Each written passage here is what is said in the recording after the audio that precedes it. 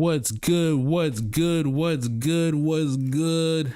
And we are live. What's good, everybody? Shout out to everybody, whatever platform you're watching on. Shout out to Redeemed Raider. You got OKC winning, man. OKC up. I appreciate that, man. I think OKC got game 3 as well. What up to everybody who's watching, man? This is Keep It Basketball. We're live streaming game 3 of the NBA Finals, doing a play-by-play reaction. This one's going to be a good one, man. This is game 3, man. This is the most important game in the NBA Finals. 80% of the teams who win game 3 go on to win the actual NBA Finals. So this one is important. This one is important. This one is important. Shout out to anybody who just started watching, man, whatever platform you're on. We're on the road to 500, man. Give your boy a like, subscribe, follow whatever platform you're watching on, man. I really appreciate it. NBA game 3 of the NBA Finals. Let me know who you got winning in the chat, man. You got OKC winning game 3, or you got the Indiana Pacers, man? I want to see it. Put it in the chat. This game 3, is in Indiana. Currently, the series is tied 1-1. First 2 games were played in OKC. The Indiana Pacers stole game 1. Last second with 3 seconds left on the clock. Game 2, OKC got revenge. OKC pretty much had control of that game pretty much the entire way through. SGA showed up. Chet Holmgren showed up early. Jalen Williams showed up early. It was an entire team effort off the bench. You had Caruso coming off the bench to score a bunch of points. Overall, it was a team effort, and OKC got that win. They got it tied up 1-1. Truth be told, if OKC didn't let Indiana do what they did in the first game, OKC should be up 2-0 relatively. A lot of people have that opinion that OKC should be up 2-0. But game 3 will be the game to really show who's going to be the dominant team in this series. This is game 3 of the NBA Finals, man. OKC versus the Indiana Pacers, and we're back in Indiana, man. Who do you guys got, man? Sign up in the chat. Shout out to anybody who just started watching whatever platform you're on, man. It doesn't really matter, man. Give your boy a like and subscribe. We're on the road to 500 subs. Let's get it. Let me know in the chat where you're coming from, man. I really appreciate y'all for rocking with me, man. This is game 3 of the NBA Finals. So game 3 officially starts at 8:30, but before we start and before tip-off starts, we're going to get into some of the stats from last game. We're going to get into some of the keys to the game for each team to be able to win. And then we're going to talk about SGA, man, because SGA, this is going under the radar, man, but SGA is doing something that's never been done and might do something that's never been done, especially if OKC wins this game. So we got a lot of stuff to get into. Okay. So let's start with some of the keys to the game, man. So last game, OKC, they brought the belt to ass, man. They brought the belt to ass. OKC brought the belt to ass to the Pacers, man. You can tell that they were embarrassed about how they lost game 1, and they came back in game 2 to show, hey, ain't no comebacks this time, man. Ain't no comebacks at all. Game 1, OKC defensively was amazing. They forced 24 turnovers total on the Indiana Pacers, which, if you know anything about ball, man, if you get 24 turnovers in a game, you're usually not winning that game. But somehow the Indiana Pacers found a way to come back. They didn't lead the entire game and then hit the shot at the end with 0.3 seconds left. Imagine trailing the entire game for the team only to come back and hit the game-winning shot with 0.03 seconds left. How do you lead a game for only 0.03 seconds and still win it? Well, the Indiana Pacers did that. Even though they played terribly, even though they were trailing by as much as 15 points at the height of the game in the fourth quarter in game 1, they still came back and hit that game winner, even though they had 24 turnovers. Man, absolutely crazy. But game 2, OKC came out defensively stout. Chet Holmgren was a force early. Jalen Williams got busy early. And even though SGA didn't seem like he did a lot early, by halftime he had like 12 points, 15 points, man. So SGA was putting in work. He finished the game with, I believe, 34 points. Yep, exactly 34 points. And that leads me to talk about what SGA is doing right now. SGA, even though they lost game 1, he had 38 points. And in game 2, he had 34 points. So SGA has scored a total of 72 points in 2 games in the NBA Finals. Now, Y'all don't know this, but this actually is the NBA record for the most points scored in the first two final games by any player. Allen Iverson was the first player to do this. He scored 61 points in the first two games of the NBA Finals back when he faced off against Los Angeles. But 72 points in the first two games, man. SGA right now is going crazy, man. And for comparison, let's compare it to a couple people. So we can compare it to Rick Barry. In the 1975 NBA Finals, Rick Barry had 36 points per game. That was his average. Michael Jordan had 33 points per game. That was his average in the 1993 Finals. Jerry West had 30 points per game in the 1969 Finals. Allen Iverson averaged 35 points per game in 2001 Finals. And Giannis obviously went crazy in the 2021 Finals. He had 35 points per game. Now, right now, SGA, based on these two games, is averaging 36 points per game. So if SGA continues his average, he's literally might be up there for the highest average in the NBA Finals, period, which is crazy. We got to talk not only about that, but the fact that SGA, if the OKC Thunder do win this Finals, SGA is going to complete the first ever quadruple. And let me tell you what I mean by quadruple. SGA averaged the most points per game this NBA season, so he's already got the scoring title. He won NBA MVP. He won Western Conference Finals MVP. And if the Oklahoma City Thunder win this game and this series, he's most likely going to get NBA Finals MVP. So he will have 4 of the most prestigious records or trophies or silverware, whatever you want to call it, in NBA history, all in one season. So essentially, it'll cap an all-time historic season for OKC, all-time historic defensive season, all-time historic scoring season for SGA, man. So this, what we're seeing before our very eyes is legendary, man. I know a lot of people are talking about ratings for the NBA Finals and all this other stuff, man. Like, leave the rating nonsense to the people who are casuals, man. Like, real fans don't need to care about ratings to watch their favorite sport. Like, this is nonsense. But this is how it goes in the NBA, man. People talk shit about the NBA now, and then they praise it later. Same thing would happen with Kobe Bryant, man. People used to talk mad shit about Kobe back in the day, but now that he passed away, God bless his soul, everybody wants to revise history and all that. But that's a whole nother conversation. But shout out to anybody who just started watching, man. This is NBA Finals Game 3 of the NBA Finals, man. We're doing a live reaction, live watch party. Looks like the game's going to be starting soon. We're on commercial break. Tip-off is at 8:30 officially. Just check the screens to make sure everything's good. Okay. I think we're good. Let me just double check. Jamal, man, let me go. You're getting blocked, buddy. Spamming the chat with all this BS, man.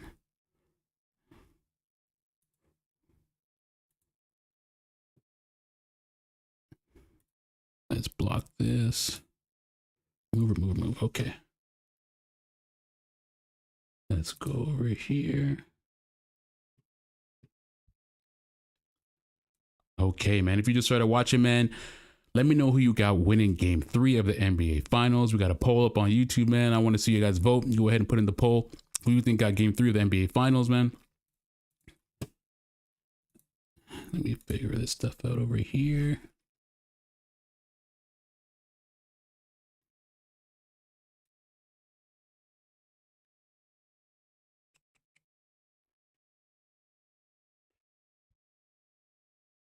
And Redeem Raiders watching in OKC. That's crazy, man. That's absolutely crazy.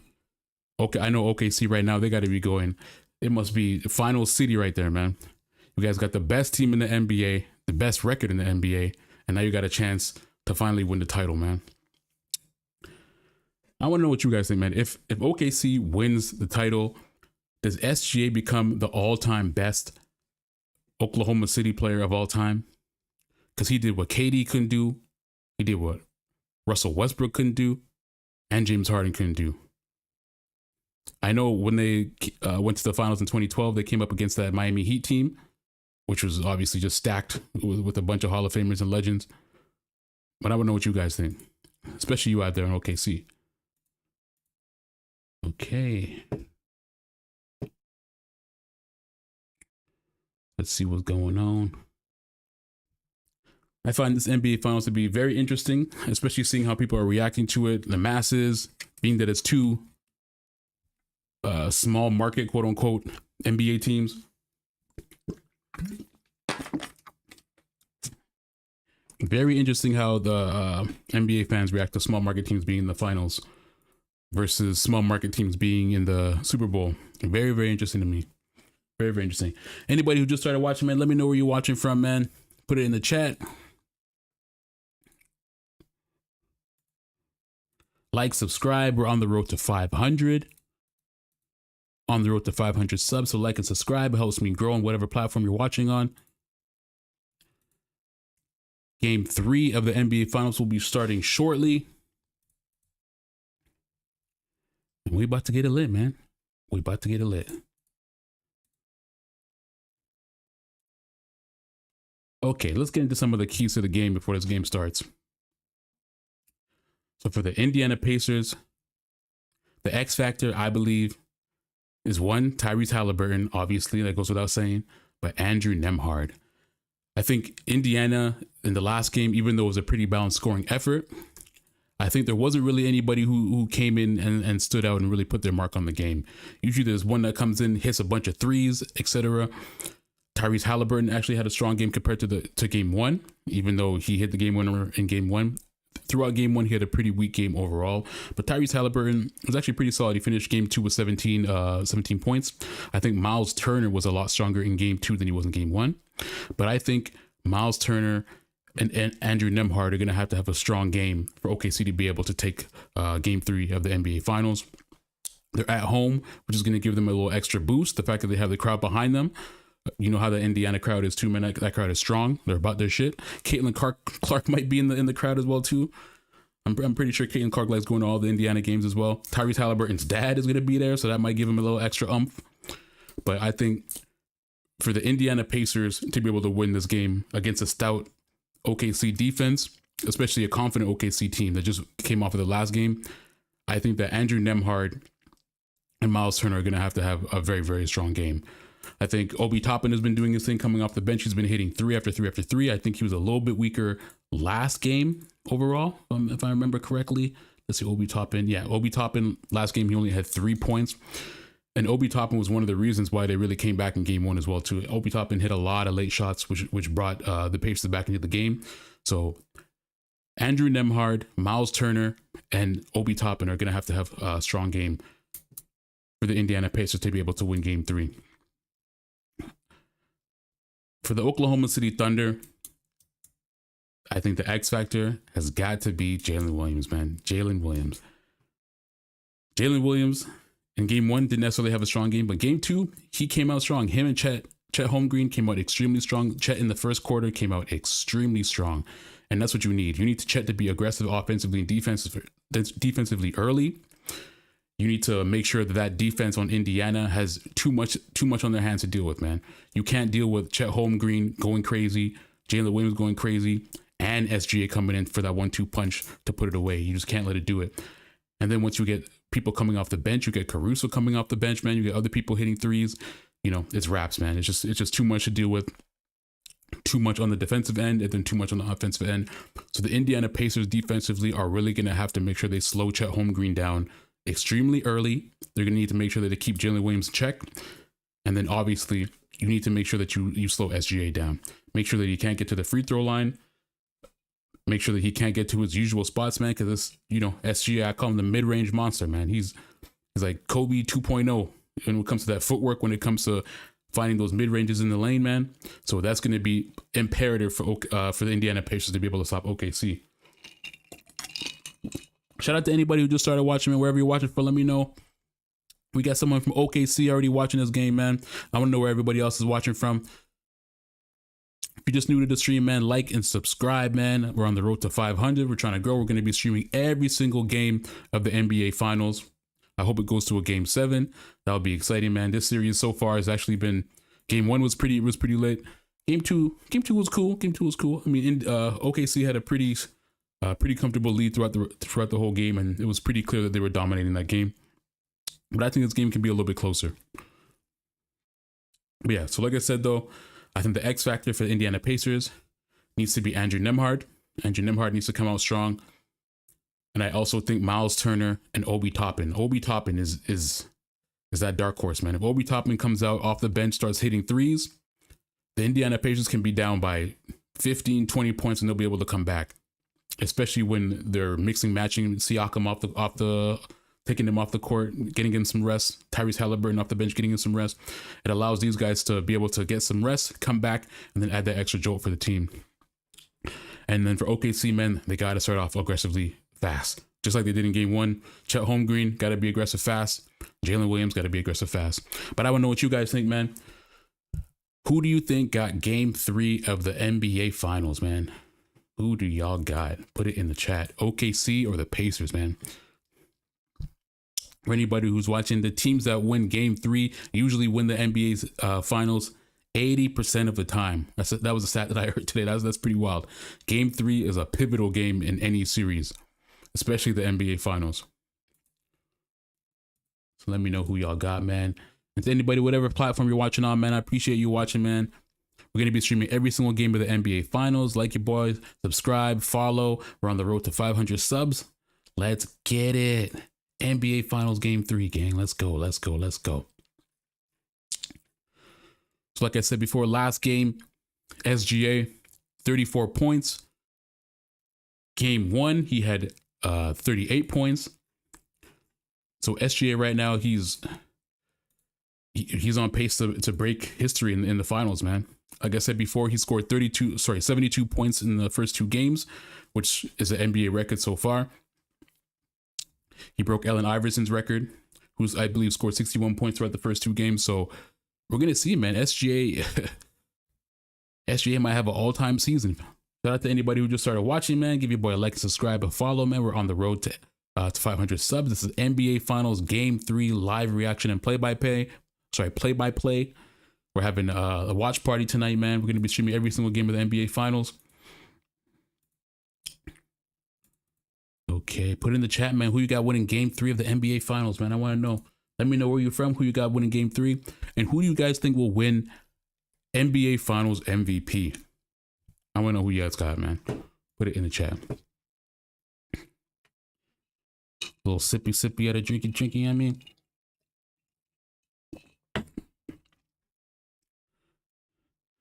Game should be starting shortly. And I gotta say every single time, man, y'all know how the NBA does, man. NBA says tip off is 8:30. Game starts at 8:30. Game never starts at 8:30, man. NBA tip off is always 10 to 15 minutes after whatever starting time they say that is gonna start at. NBA gotta get their shit together, man. When it comes to the presentation, NBA gotta get their shit together. But who knows? NBA will be moving to NBC next year from TNT, and I believe NBC and Amazon are going to be having the broadcast rights to the NBA next season. So honestly, it's their bag, man. Who knows? They might be the right network to be able to bring the NBA back in terms of broadcasting, in terms of media, because what ESPN has been doing, man, quite frankly, has been weak as hell. What the NBA media has been doing is weak as hell as well. You have a potential dynasty team in the OKC Thunder, and they are not marketing these guys the same way they were marketing the Golden State Warriors back in 2014 to 2020, man. You got another potential dynasty on your hands, man. In a small market, you should be pushing this team as much as you're pushing any other team in the big market, man. I hope Adam Silver sees what the NBA and other leagues have been able to do, man. How the media in those other leagues talks about their product, and I hope they can apply that to the NBA moving forward, man, because you got a lot of good players coming up, man. You got a lot of good players coming up. You got SGA, you got Ant-Man, you got Luka Doncic. Like, there's no reason why the NBA, why the discourse, the public discourse about the NBA and the product should be so negative all the time, man. No reason for that shit. Anyways, man, if you just started watching, man, let me know where you're watching from. NBA Finals Game 3 is about to start. Well, if anybody just started watching, man, let me get back into this SGA shit, man. So I'm going to repeat it again. So far, SGA is having a historic finals run, even though they lost Game 1. So far, he's scoring 30. He's scored 72 points in the NBA Finals throughout Game 1 and Game 2, which is the NBA record. If he continues this pace, he'll most likely have. You'll be compared to the Legends. You'll have one of the highest points per game in the NBA Finals, which is going to be crazy. The highest points per game ever in the NBA Finals is by Rick Barry. That's 36.3 points per game. That was in the 1975 NBA Finals. The second most is Allen Iverson, 35.6 points per game in the 2001 Finals. Obviously, they lost to the Lakers. And then Giannis Antetokounmpo. Let's just call him Giannis. Giannis had 35.2 points per game in the 2021 NBA Finals. Obviously, he won NBA Finals MVP.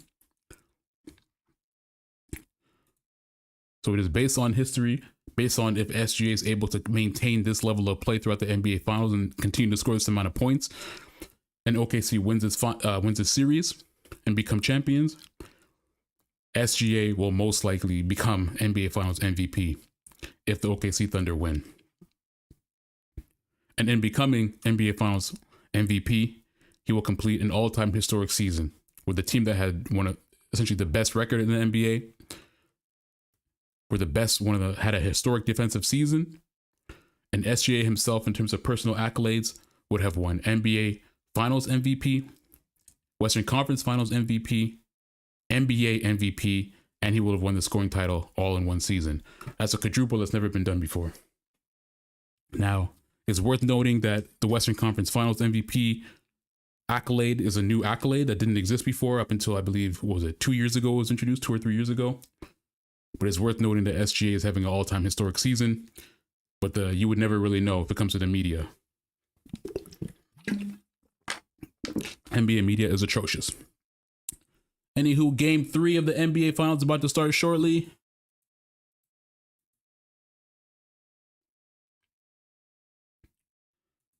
Let me check this to make sure it's working, man. Looks like everything's gravy. Tip-off is about to start soon, man. If you just started watching, let me know where you're watching from. Game 3 of the NBA Finals. We're doing a watch-along.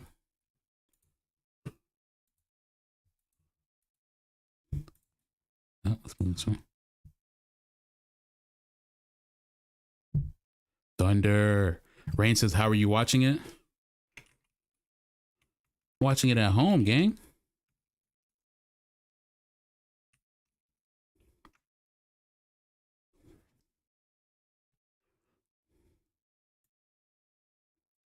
Watching on my screen, man.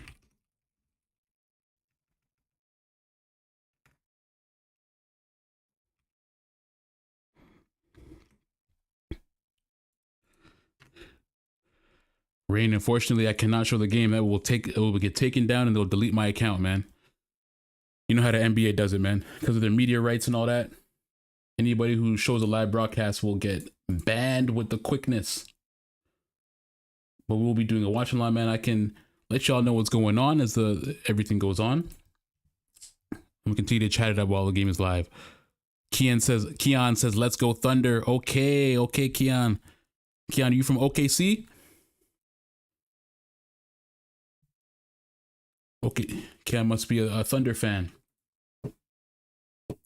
So Keon, how many games did the Thunder win it in? They win it in 5 or 6? What do you think?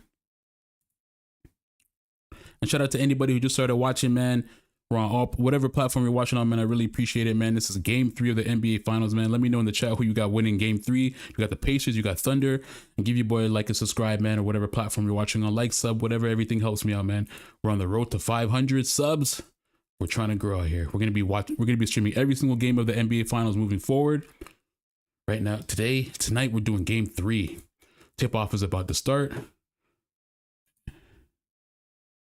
Okay, game is officially started, man. Let's get it.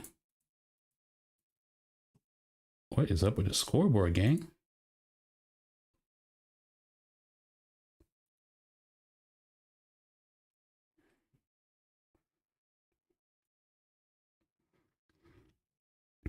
We're in Nemhard corner shot. Oh my god, I don't even know where that went.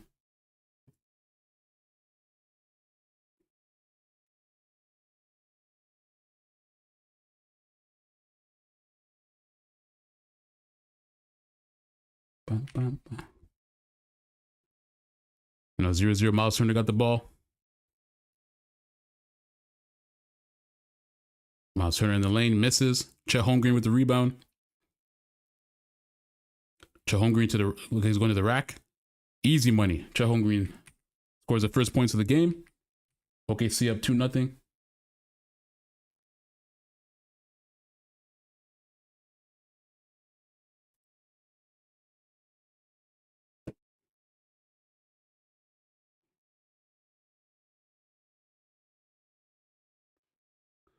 Let me fix that scoreboard, man.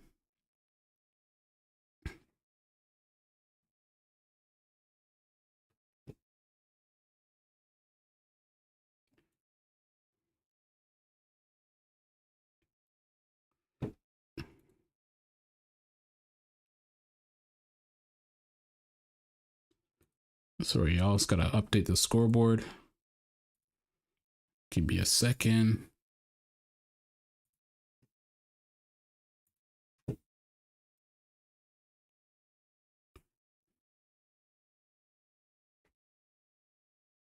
Right now, OKC's leading 6-4.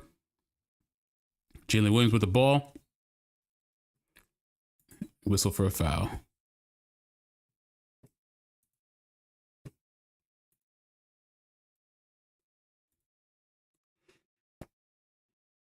Gonna update the scoreboard for y'all.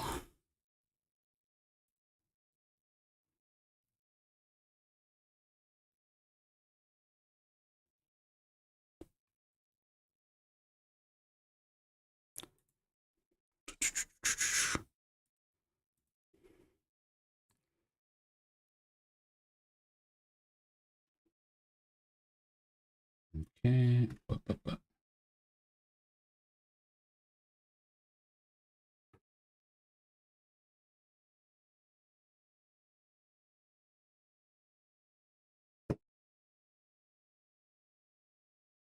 Right.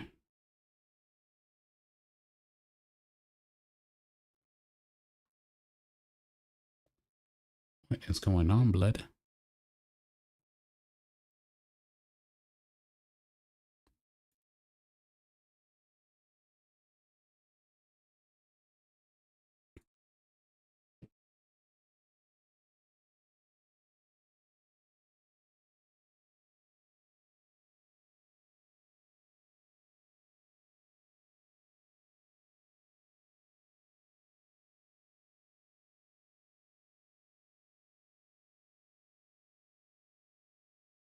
I don't even know what is going on with the scoreboard overlay.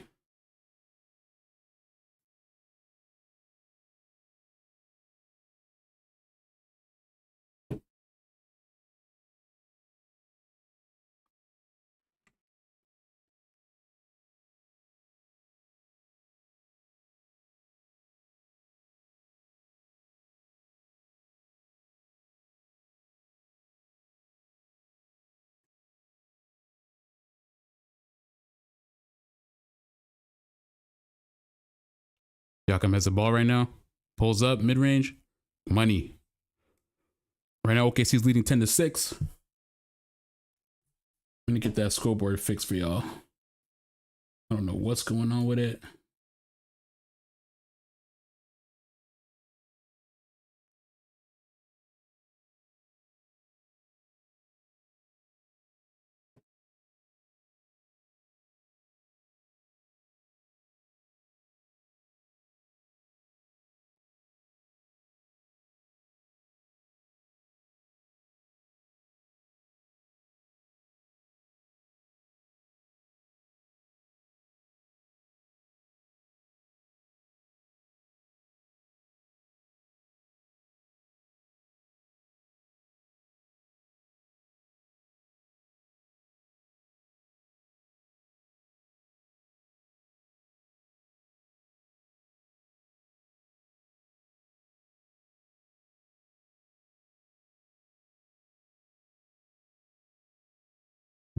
What's going on?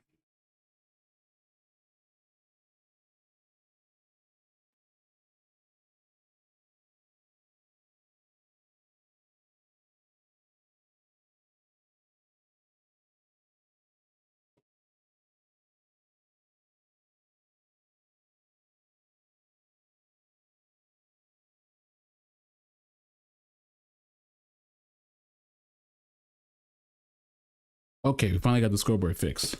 I don't know what the hell's going on there. But we get to go now, gang.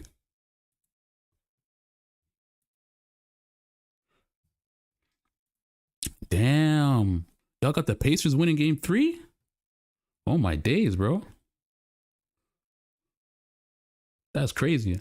I didn't think most people would think the Pacers are going to win game 3. Is it because they're in Indiana? Is that why? Shout out to anybody who's watching, man. Shout out to J-Min Kim. Appreciate the watching, man. Whatever platform you're watching on, man, like and subscribe, man. We're on the road to 500 subs, man. Give me a like, subscribe, follow, whatever you're on, man. Okay, we're on commercial break. Got the scoreboard fixed. We're having a little bit of technical difficulties in the beginning, but the scoreboard is fixed. Hopefully it stays that way. Shout out to anybody who just started watching, man. We're doing a watch party live reaction play-by-play. The game 3 of the NBA Finals, the Oklahoma City Thunder versus the Indiana Pacers. We are in Indiana tonight for game 3. I want to know who you guys got winning game 3 of the Indiana Pacers. Jay Hiddle says, what is that? That's like a slime emoji. What? Jay Hiddle, what is that? What is that, man? You got to let me know what that is. What is that? What is that slime emoji, gang? Are you part of Young Thug's crew? You slime? You slime gang? Anybody who just started watching, man, shout out to you, man. Game 3 of the NBA Finals. This is the live play-by-play reaction. Anybody wondering if I can show the stream? I cannot show the actual game, so please do not ask. This is just a live play-by-play watch party, man. Come kick it with your boy. Come watch the game live, man. I want to know who you guys got winning game 3 of the NBA Finals. And who do you think is going to win NBA Finals MVP? Put it in the chat, man. Put it in the chat. Put it in the chat, man. Put it in the chat.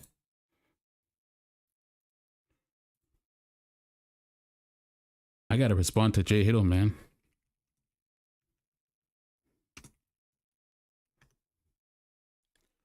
What does that mean, man? What does that mean? You gotta let me know, Jay Hiddle. Or Jay Heidi. I'm saying Jay Hiddle. I meant to say Jay Heidi. Give your boy a like and subscribe, man. Follow whatever platform you're watching on, man. We're streaming every single game of the NBA Finals. Next game we'll be streaming on Friday, game 4. This is game 3 in Indiana. Fun fact, 80% of the teams that win game 3, 80% of them go on to win the NBA Finals. So game 3 is absolutely pivotal. Whether you're the Oklahoma City Thunder or the Indiana Pacers, man, you need to make sure that you win this game.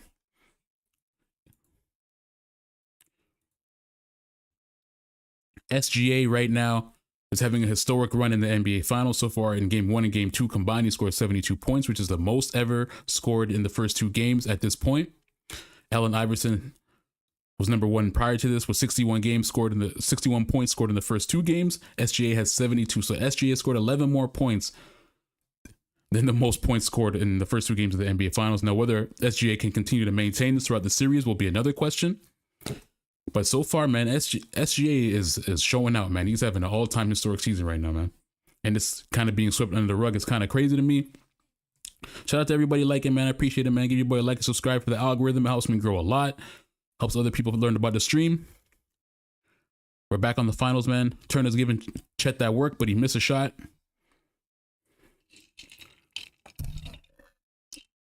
Anybody out there, man, have a drink with your boy if you're old enough, man. If you're in America, you gotta be 21. Don't be drinking if you're under 21 in America, man. Or do be, man. I don't care. I'm not your parents. All right. Indiana Pacers got the ball. Halliburton's bringing it up. Passes to Obi Toppin. Gets the ball back. Oh. Dort pulls up. Mid-range. Hits it.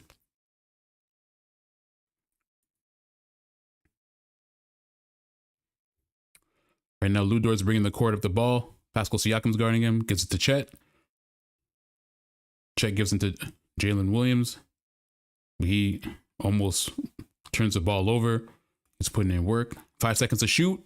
Indiana gets the turnover. Halliburton on the fast break. Toppin gets a rebound, puts it in.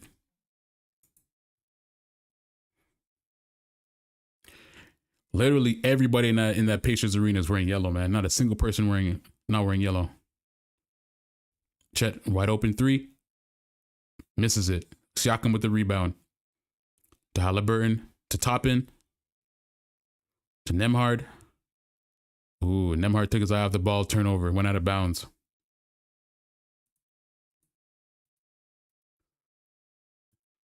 Scoreboard acting funny again, man. Shout out to anybody who just started watching, man. Game 3 of the NBA Finals live watch party. Let me know who you got winning, man. Put it in the chat. You got Pacers. You got OKC winning Game 3. And give your boy a like, subscribe, man. A follow, whatever platform you're watching on. It helps me grow in the algorithm. We're on the road to 500 subs. Let's get it, gang. Let's get it. SGA misses the wide open shot. Pacers got the ball back. Halliburton pulls up from mid-range, misses. We got Chet Holmgren with the rebound. Chet Holmgren gets fouled by Obi Toppin. He will go to the line.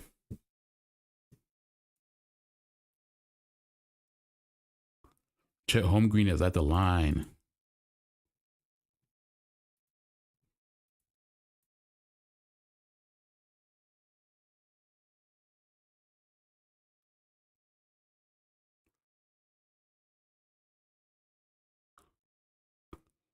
I would have to agree too. Right now they're talking about him not being in the act of shooting before he put the ball up.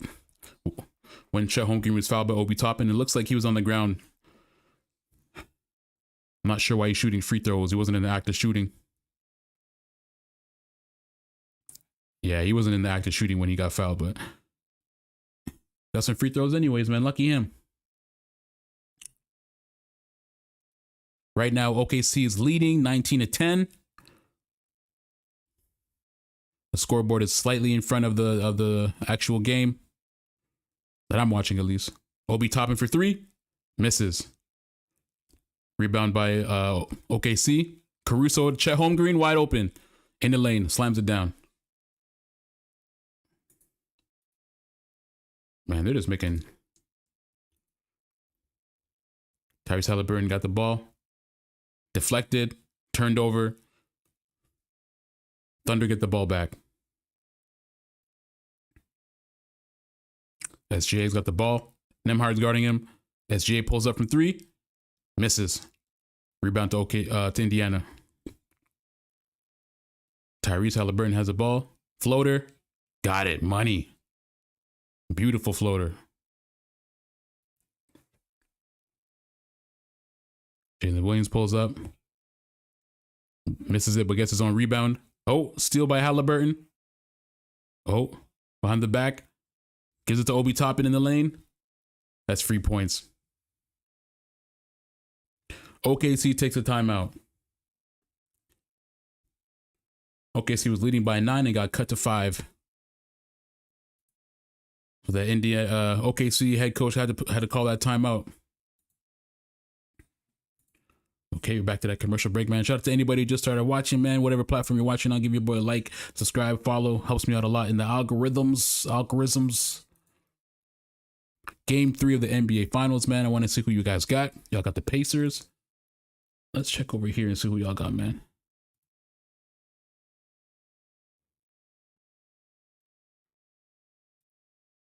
Yeah, let me block this shit, man.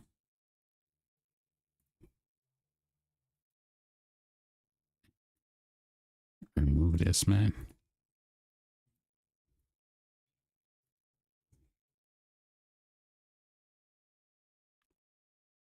I'm gonna straight remove all this spam, man.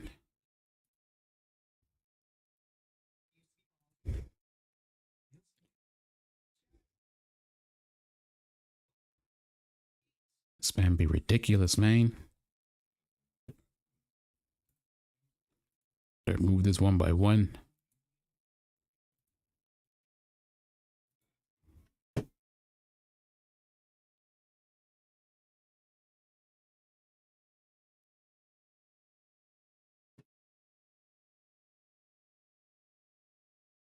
All right, man, let's go over some of the stats from the game so far.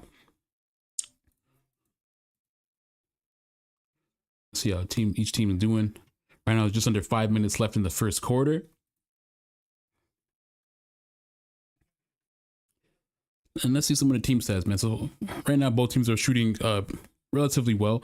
Indiana is shooting 53% from field goal, while the OKC Thunder is shooting 50%. Indiana Pacers haven't attempted a three-pointer yet, but the Oklahoma City Thunder is shooting 33% so far. I think they shot a couple or attempted a couple threes so far. Indiana Pacers have 4 turnovers, while the Indiana Pacers have the Indiana Pacers have 4 turnovers, while the Thunder have 3. And the OKC Thunder are beating the Indiana Pacers on the offensive rebounding boards, man. Right now they have 8 rebounds to the Indiana Pacers 5. So far, both teams are pretty matched pretty evenly so far. Right now, Chet Holmgren is starting off strong. He has 12 points already. And that's exactly what OKC needs, man. If you have Chet Holmgren coming out starting strong, Jalen Williams starting off strong, and then you have SGA coming just to clean everything up and just get that ending uppercut, that 1-2 punch just to finalize everything, man, then I think the Oklahoma City Thunder can win this game, man. I think it'll still be a close game. Last game 2, I said it'd be maybe a 1-2 possession game. I was definitely wrong about that, but I think this game will be a little bit closer just because Indiana is at home. Especially in front of your crowd, man. You don't want to be losing by 10, 15 points going into the fourth quarter, man. Even though Indiana can come back from, if any team can come back from that, it's Indiana, but you don't, especially in front of your crowd, man, you don't want that. Jalen Williams got 4 points. Lou Dort has 3 points right now. SGA doesn't have any points, but Chet Holmgren is leading the OKC Thunder with 12 points. And right now, Pascal Siakam, as usual, throughout game 1 and game 2, is leading the Indiana Pacers with 6 points so far. Tyrese Halliburton has 2. All right, we're coming back from commercial break. It's a pretty close game so far. Play that scoreboard, man.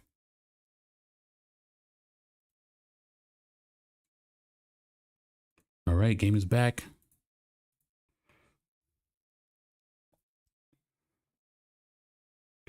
Ludor got the ball.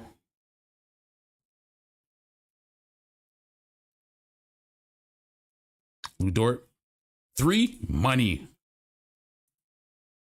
Lou Dort is money from 3.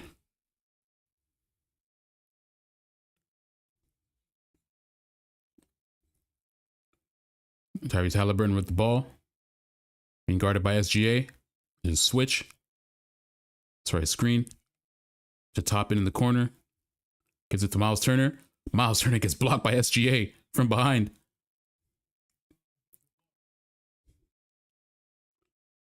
That's a great defensive play by SGA. Goes out of bounds, but Indiana Pacers will get the ball back.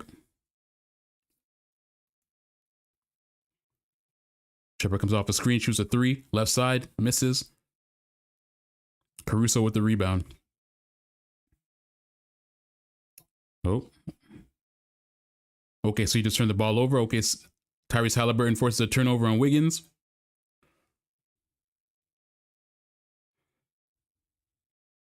Tyrese Halliburton has the ball, top of the key. Oh, Isaiah Hartenstein forces a turnover. But the ball goes back to the Pacers anyways. Bring it to the corner, Nembhard. Tyrese Halliburton has it. Back to Miles Turner. Turner corner 3. Money.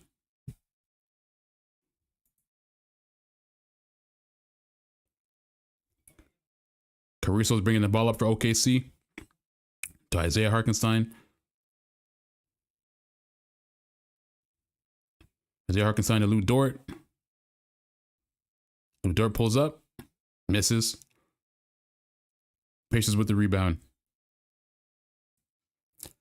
Andrew Nembhard's bringing it up right now. Pass it to Tyrese. Tyrese pulls up from 3. Money.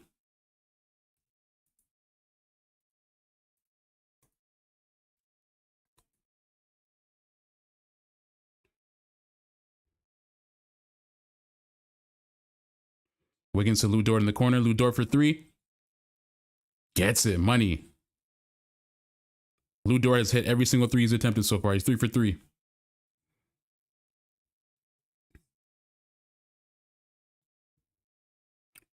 Oh my God, Obi Toppin just with that crafty work to get to the paint. And this is exactly what Indiana needs, man. They need their bench players to come off strong, get them those points early.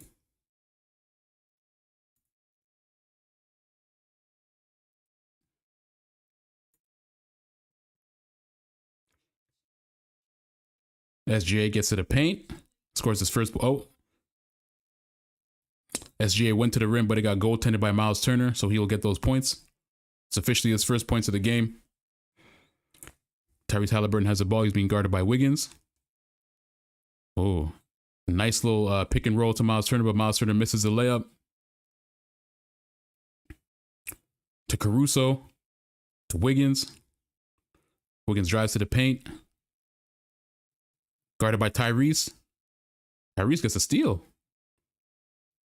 Tyrese has been a defensive beast so far in this game.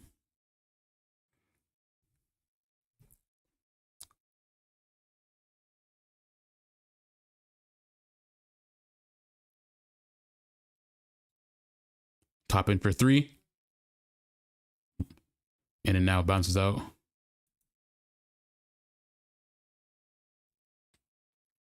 It's like Indiana's really trying to kill OKC with threes. That's their strategy right now. SGA to the rack again. Easy two. Nembhard gets fouled going to the lane. He will shoot two.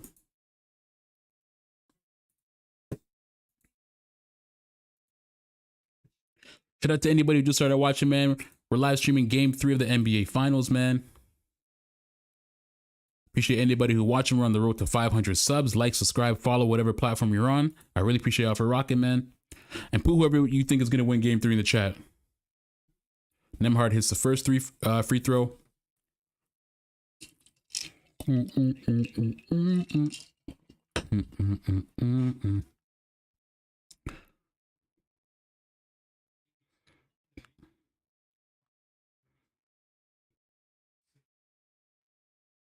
Oh, we got Caitlin Clark in the building.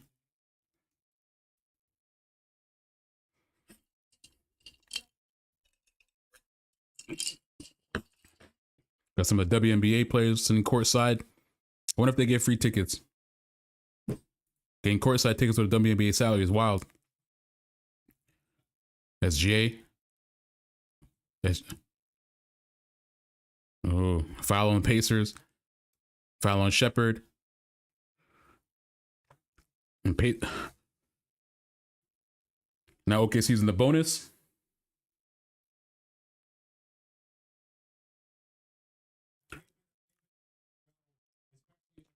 I don't know, man. I think the refs need to let that go, man. That's like a pretty weak. They're just being physical. Let them play ball. SGA will go to the line.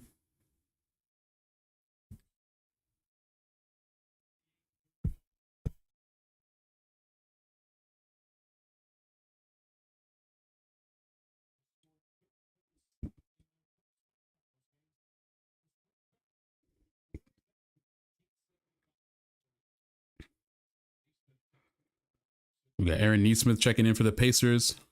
Aaron Nembhard has gone to the bench.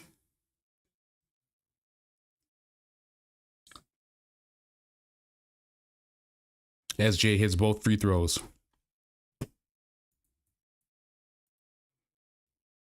Let me know who you guys got winning Game 3, man.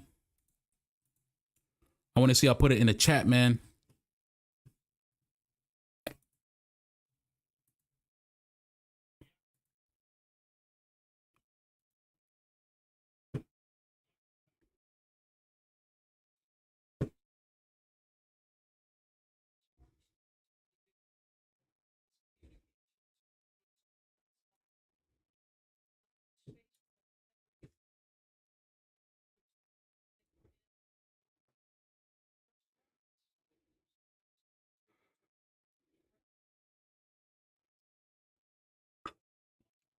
Pascal Siakam will shoot 2 at the line. Just under 44 seconds left in the first quarter. Pascal Siakam hits his first one. He's been shooting pretty terribly from free throw throughout the entire playoffs, honestly, not just the finals. But he's been doing a lot better in the finals than he did throughout the entirety of the playoffs. Pascal Siakam, that is.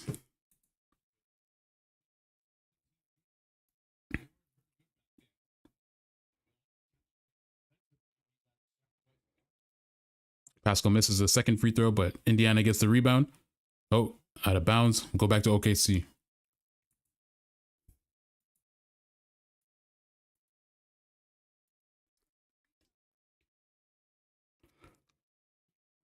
Inbound to Chet Green. Chet Holmgren.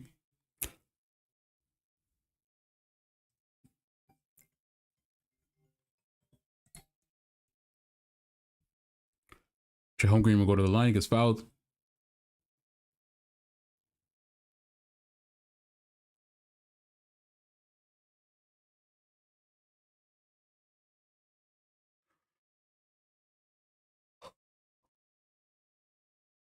Right now, Tyrese Halliburton's on the bench.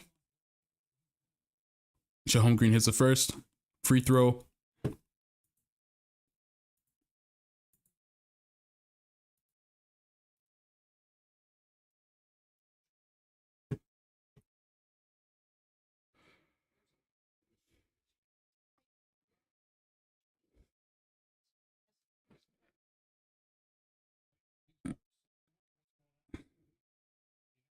Getting calls, man. Chet Holmgren misses a second. We got TJ McCall subbed in for Tyrese Halliburton.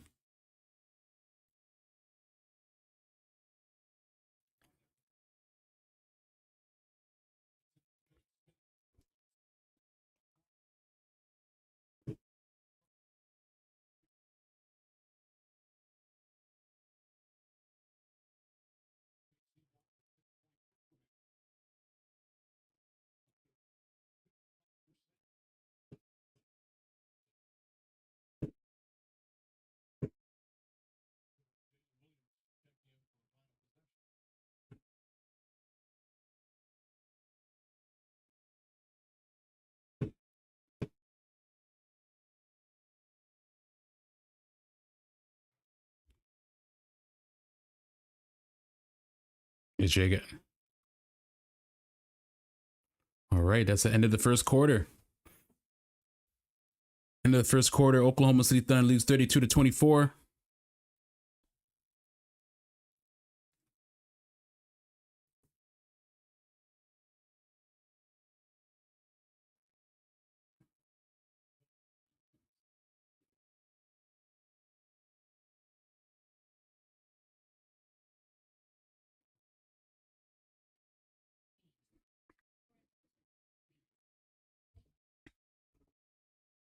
Bum, bum.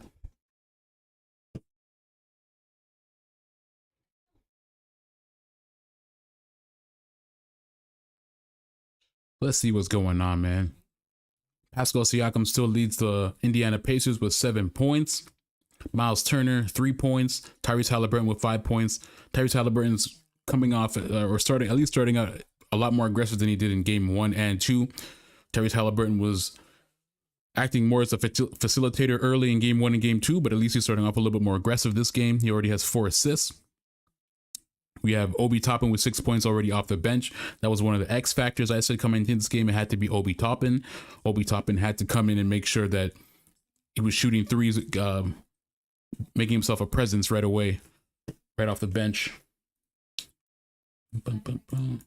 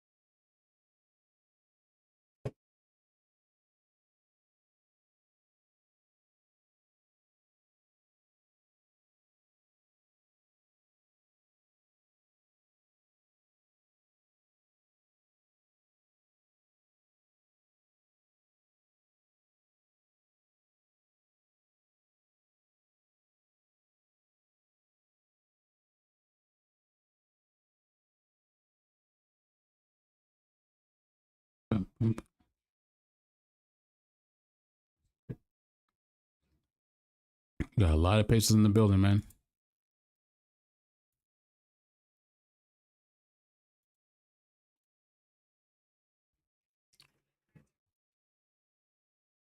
Just fixing some things in the background, y'all. I'm going to update y'all with the OKC stats in a bit. Just fixing something in the background.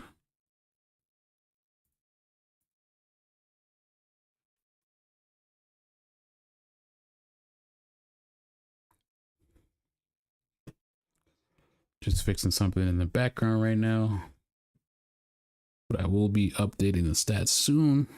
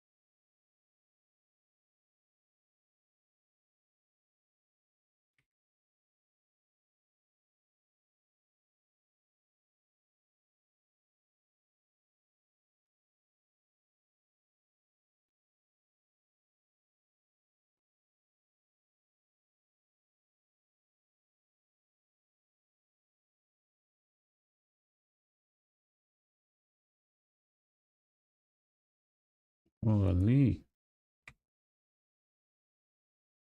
Oops. Fuck.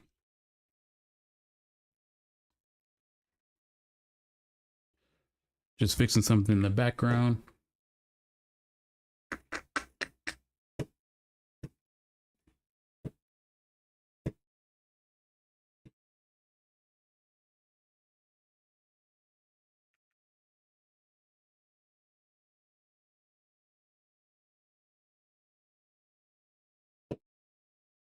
There we go.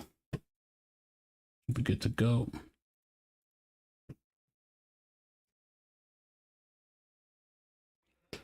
Chet was about to try to slam it on Neesmith, but instead he'll go to the line instead.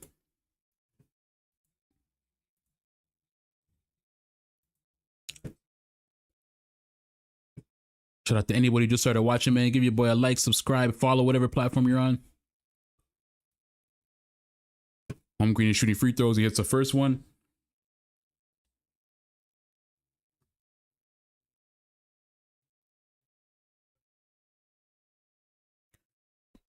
Chet Holmgren has 14 points already, so he's leading OKC right now in scoring. It's the second.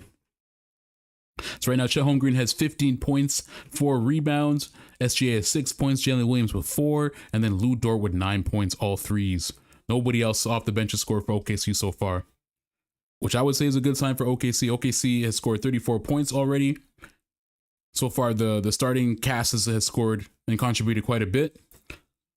SGA is on the bench right now, but if we can get a couple guys off the bench for OKC, really explore being an addition to scoring, while OKC already has a lead, I think OKC can win game 3. We got Isaiah Hartenstein going back to the bench as well.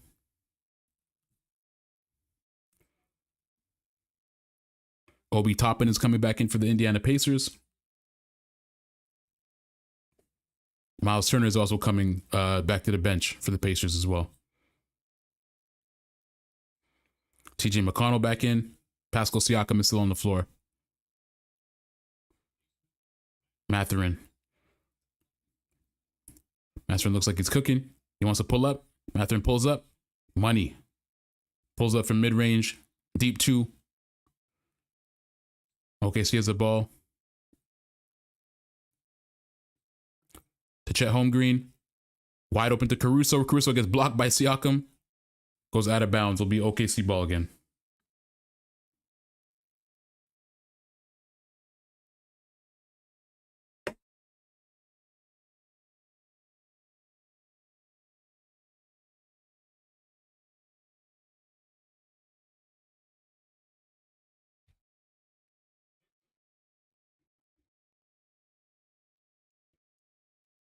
Ball gets kicked out of bounds, but OKC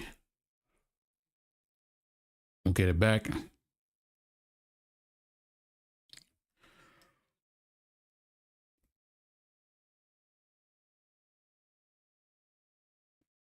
And now it's an extremely close game. 2-point game. Slightly behind in the actual video, on the actual broadcast.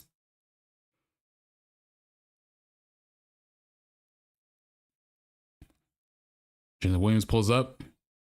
Pull-up jumper misses. Pascal Siakam with the rebound.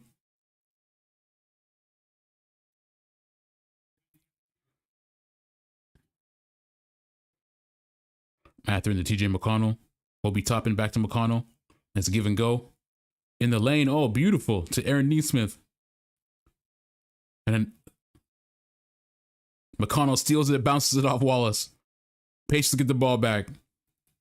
And with this, Pacers can take a lead or tie the game. My apologies. They can tie the game with this.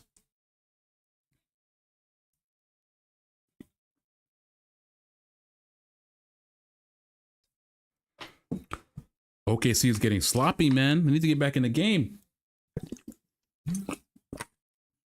Coach might have to call a timeout.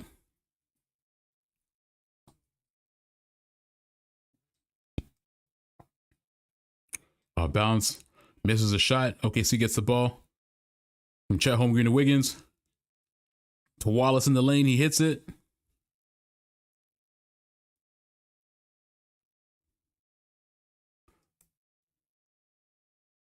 McConnell, corner to Mathurin. Hits a three. Straight money.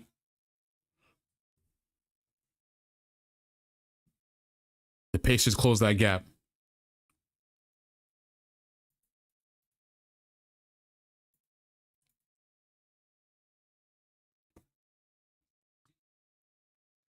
Mathurin, corner three.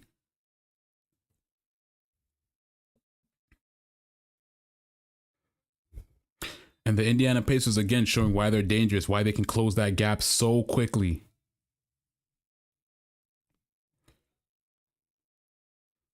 Thunder have led by as much as 9 points in this game.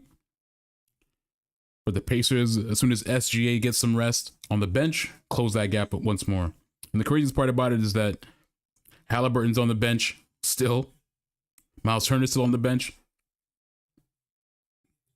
But those players off the bench for the Indiana Pacers, Mathurin, Toppin, have come through and made a difference. Let's see what's going on. Obi Toppin, 6 points off the bench. Pascal Siakam currently leads the Indiana Pacers with 9 points. We got Miles Turner with 3 points, Tyrese Halliburton with 5 points, Aaron Nesmith with 2 points, and Benedict Mathurin with 7 points off the bench. Benedict Mathurin has just provided a spark for the Indiana Pacers right off the bench, just at the beginning of the second half, which is great for them. It allows Tyrese Halliburton to get some rest, Miles Turner to get some rest, but for them to still be able to close a gap on the OKC Thunder. Currently for OKC, SGA is on the bench right now, getting some rest, but Chet Holmgren leads OKC with 15 points. Jalen Williams has 4, SGA has 6 points, and Lu Dort has 9 points. No one has scored off of the bench for OKC so far. So it still provides an opportunity for OKC to come back, seeing as SGA only has 6 points. Chet Holmgren has 5 rebounds already. But so far, no one off the bench for OKC in terms of scoring has really made an impact for OKC, and that could be the difference for this game. If OKC can't get their bench going, then there's no way they're going to win this game, especially not being in Indiana. So it is of the utmost importance for the OKC to be able to get their bench involved and get some of these guys going, especially in game 2. A large part of the reason why OKC was able to make their lead and also maintain that for essentially the entire game with the bench came out scoring like crazy. Alex Caruso came out scoring. Isaiah Joe came out scoring. Wiggins came out scoring like crazy. So you had a lot of guys coming off the bench contributing to scoring. And OKC is going to need that, especially on the road against this Indiana Pacers team. Let's take a look at some of the box score. So far, OKC is leading on the defensive front. They've had 14 rebounds to Indiana Pacers 11. They have one more turnover than the Indiana. They have 7 turnovers, while Indiana only has 6. And OKC is shooting 60% from three-pointers so far. 60%. While the Indiana Pacers are only shooting 33%. And that 60% in large part is because of Lu Dort. He's hit every single three-pointer he's taken so far. He's 3 for 3. And that's a large part of why the OKC Thunder are shooting extremely well from 3. Right now they're shooting 46% from a field goal, and Indiana Pacers are shooting 53% from field goal.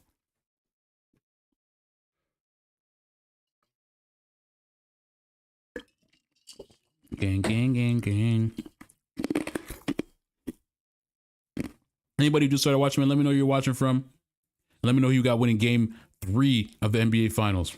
And give your boy a like and subscribe. Follow whatever platform you're watching on, man. We're trying to on the road to 500 subs, man. NBA Finals game 3, OKC Thunder versus Indiana Pacers. Let me know who you got. Who wins NBA Finals MVP?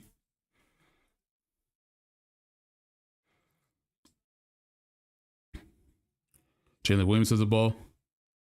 Pulls up, mid-range. Miss. Jalen Williams has had a tough night so far. McConnell gets fouled. I believe that's by Wiggins. He will go to the line.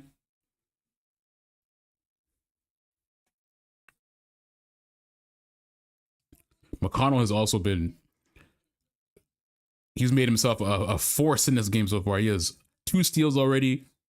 I believe he has 4 assists.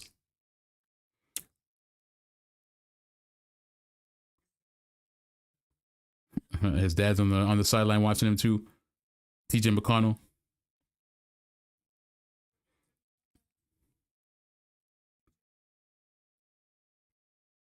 Oh, TJ McConnell got a sister who also plays ball too, and she kind of fine, bro. I ain't gonna lie. Damn.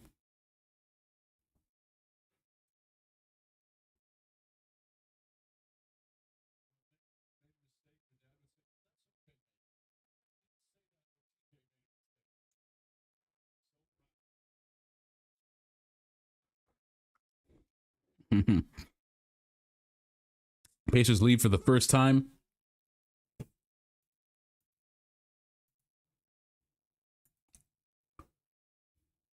SGA is back on the court. So is Isaiah Hartenstein. Oh, SGA tries to pass it to Lu Dort in the corner, but gets intercepted. Pascal Siakam in the lane. Misses. SGA to the rack. Misses. SGA's having a pretty bad shooting night so far. He's 2 for 7. Mathurin in the lane. Bullies his way in. Mathurin already has 9 off the bench. Mathurin and TJ McConnell have just provided such a large spark for the Indiana Pacers so far. Wiggins got it. Gets blocked by Siakam in the paint. Caruso gets the rebound. They got 5 to shoot. Caruso goes to the rim. Gets blocked by Siakam again. Defensively, Siakam has been a monster in the paint, man. He's been blocking everything all night. OKC cannot get anything in the paint right now with Siakam there.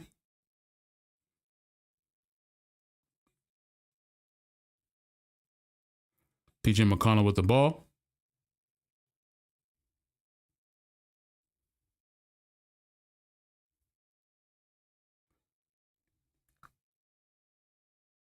He's got to shoot. Matthews got to shoot. Went out of bounds. It'll go back to OKC. So far, the Indiana Pacers have 19 points off the bench from their contributors. Oklahoma City has 0 points from bench. And that is the story of this game. If Oklahoma City loses this game, it'll be because the bench has not stepped up at all, at least offensively. No points off the bench for OKC so far. Right now, the Indiana Pacers bench has provided 19 points for them, with a large majority of those points coming from Mathurin.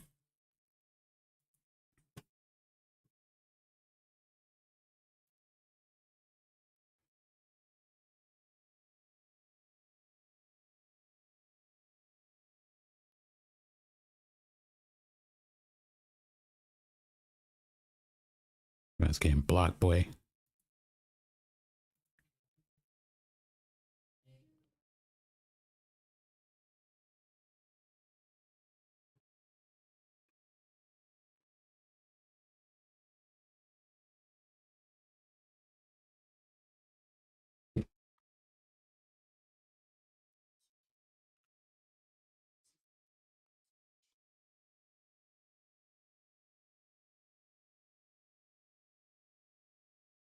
So 19 points off the bench for the Indiana Pacers player. Meanwhile, OKC has not scored any points from their bench players.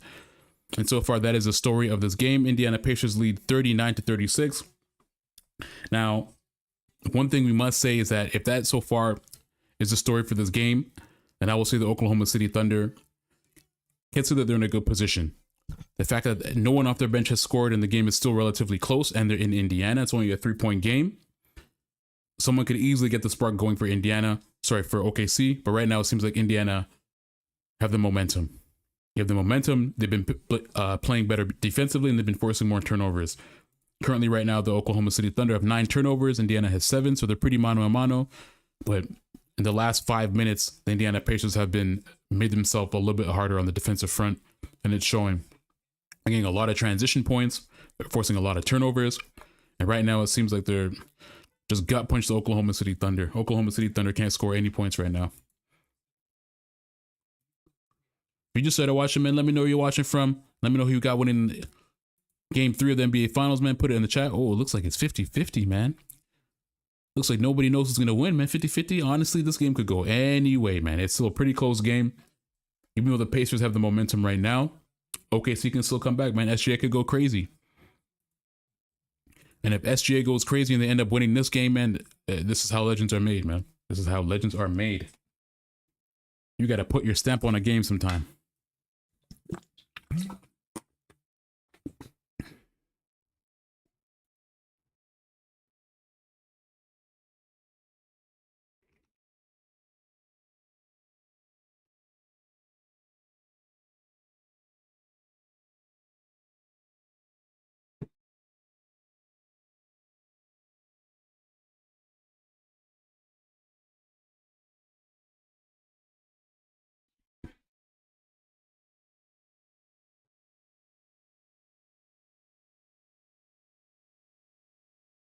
It is important to keep in mind that Game 3 is an extremely pivotal game in the NBA Finals.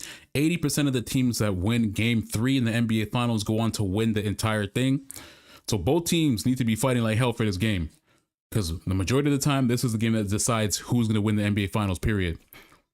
Right now, the Pacers are taking all the momentum. They've been causing a lot of the turnovers.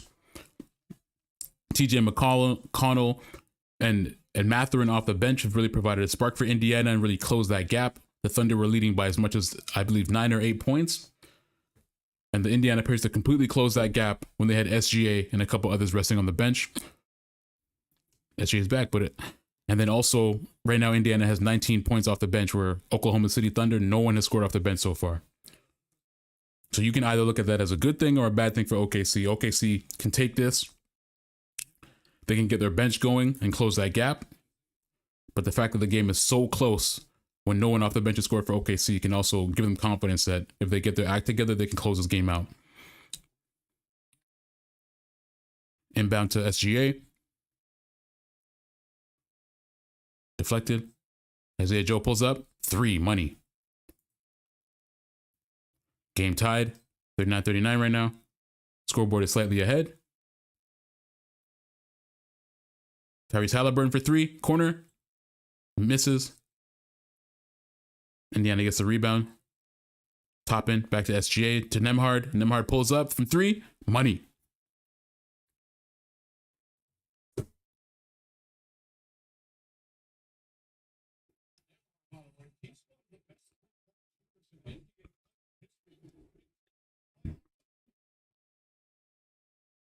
SGA got the ball.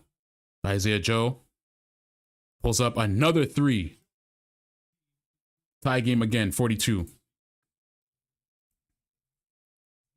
So now, as the Oklahoma City Thunder finally got some points off the bench with Isaiah Joe, he scored 6. And again, this is a close game, even with no one scoring off the bench for OKC. That's not a good sign for the Indiana Pacers. Blacking falling on Isaiah Joe.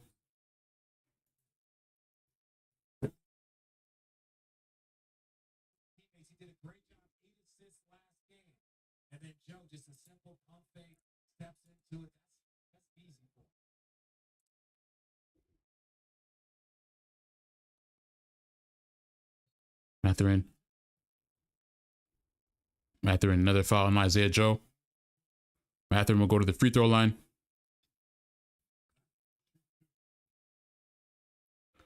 We go to the free throw line and shoot 2.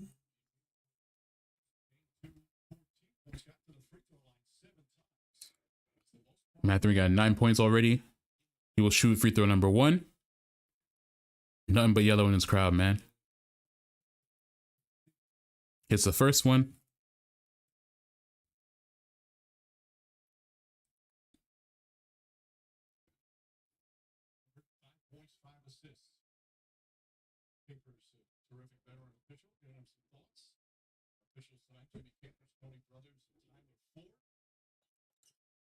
Mathurin hits the second.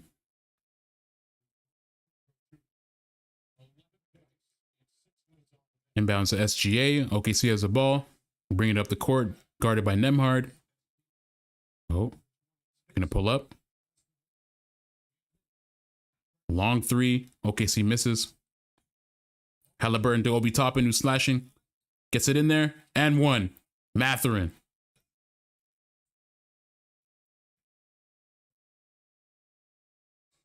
Pacers have increased that gap to 4.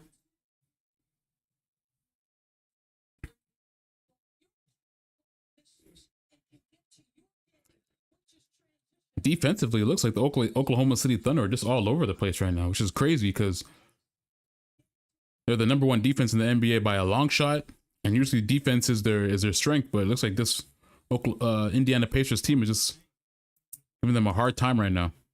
Mathurin shoots free throw. He hits. Indiana lead 47-42.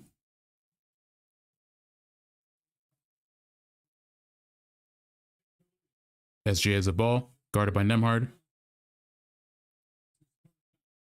Nembhard has 3 fouls. That's not good for the Pacers.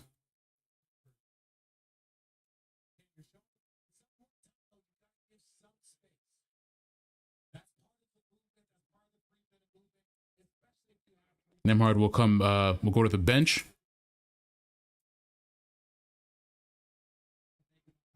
SJ has the ball right now. Pass to Lou Dort. Back to Chet. Back to Lou Dort. Lou Dort pulls up. Gets blocked. Obi Toppin blocked the hell out of that, man. Get that shit out of here.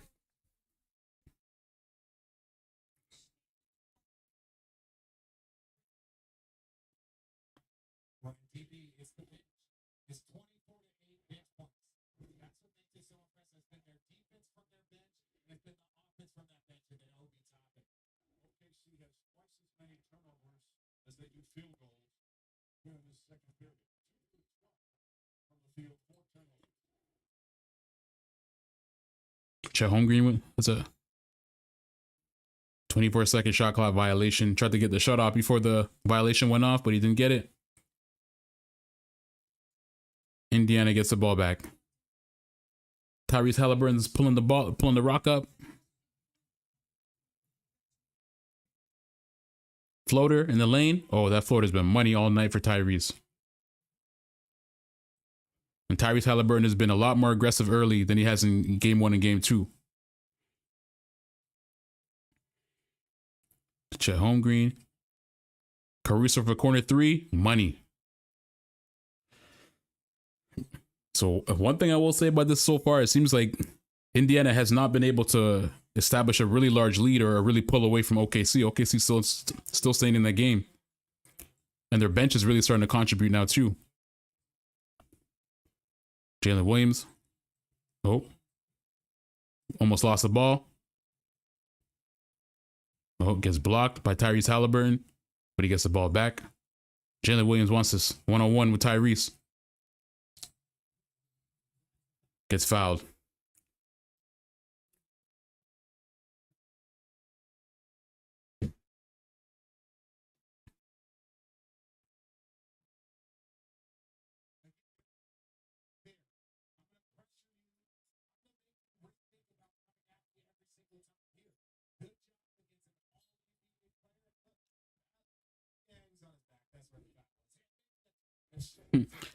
Jalen Williams misses the first free throw. Pascal Siakam comes back in the game.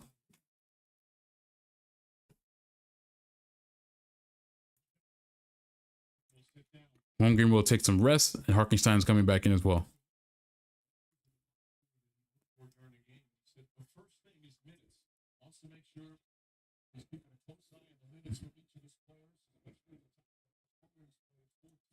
Williams hits the second free throw. It's going to be a close game, man. It's going to be a one-possession game this entire game. 1-2 possession game. I don't think the Indiana Pacers will be able to pull away like the Thunder did in game 2. It'll be a close game throughout. Got it to Shepherd in the lane. Shepherd hits the lane. That's a wild shot, boy. Being guarded by Isaiah Harkenstein, still managed to hit that tough shot. Jalen Williams brings it up for OKC. Jalen Williams cooking. Oh, and one. What are we talking about? Let's go. Jalen Williams being aggressive, man. Oh, my days.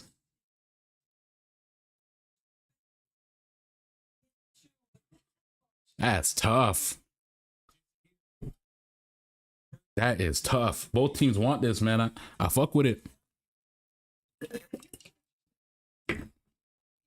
Jalen Williams hits a and one. It's a free throw.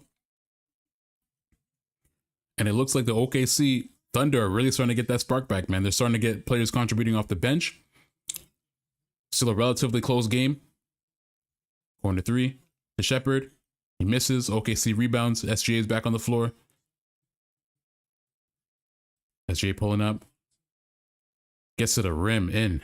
Tie game.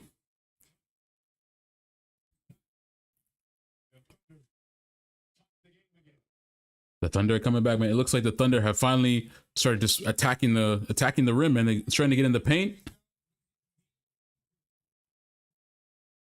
Oh my days! The arc on that shot went up like this. Make sure Pascal Siakam cannot get close to that.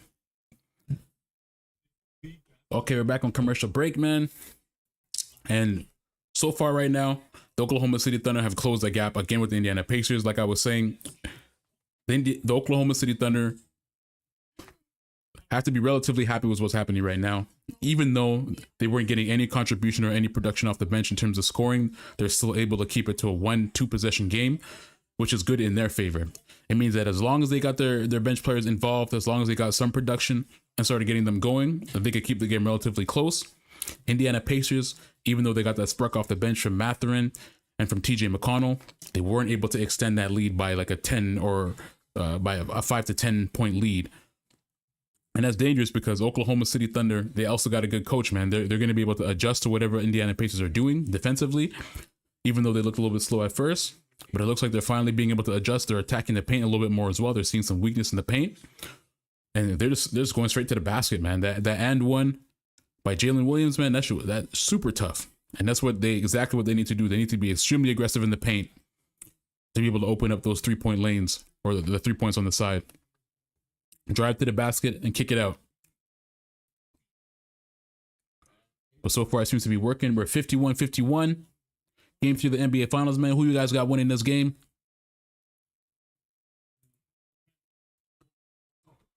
If you just started watching, man, like and subscribe. Follow whatever platform you're on, man. We're on the road to 500 subs, man. I really appreciate anybody who's rocking with me or watching the game. Game 3, let's go.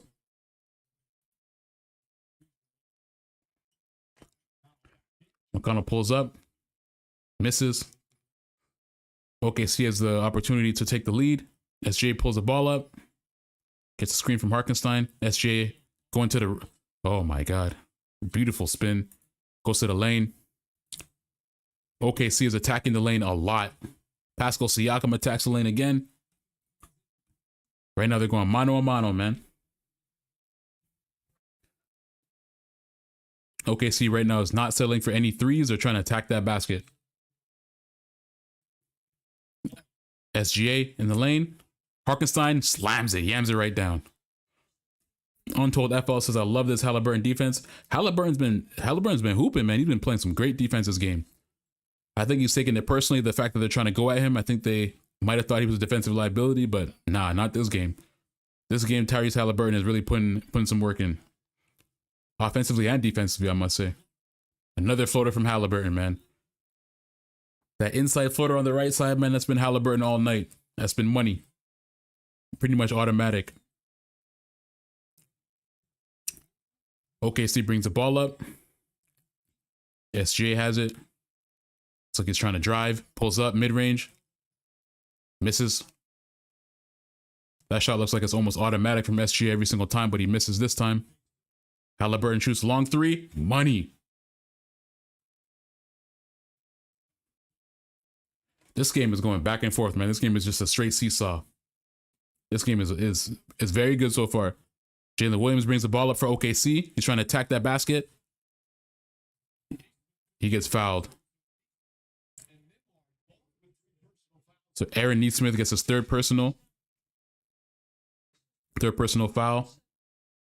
Oh, that Halliburton movie fakes this way and then shoots a three. Red and Aaron.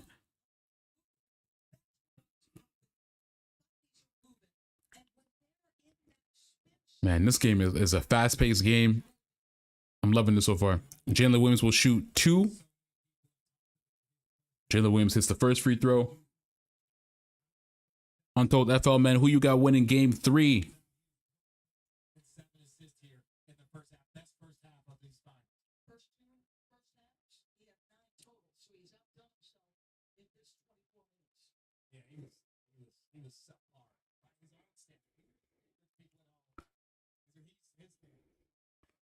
Jalen Williams misses the second free throw. Untold FL said, up the Chels, by the way. What's the Chels mean? What's Chels? Also worried about these fouls, especially Nembhard, man. I was working on Shea, but it's risky. That's a thing. They're trying to put a lot of pressure on Shea early, trying to make sure that he doesn't get to that basket. Ooh. Pascal Siakam just tried to slam it. He missed it, but that would have been sick. He was just about to slam. Who was he about to slam that on? I just missed that. Yeah, now you got Nembhard 3 fouls, and now you got Neesmith with 3 fouls, and these guys are important, man. You need these guys on the floor. Because the thing, everyone on the Pacers is a hooper, man. All these guys can shoot. They're all 3-point shooters. They're all great shooters. So you need these guys to be on the floor to be able to give yourself a chance. So yeah, if I'm a Pacers fan, if I'm the Pacers coach, those early fouls worry me a little bit. I mean, you do want to put, and that's why SGA is such a hard player to guard, man. Like you want to put as much defensive pressure as possible, but you know that he's such a crafty player that he'll be able to draw those fouls and get those guys in foul trouble if they do too much at the same time, you know?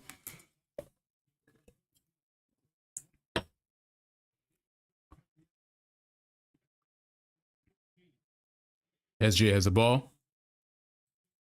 Covered by Shepherd. Looks like he's trying to go one-on-one. Gets Caruso in the lane. Cuts it. Gets it to Jalen Williams. Jalen gets fouled by Siakam.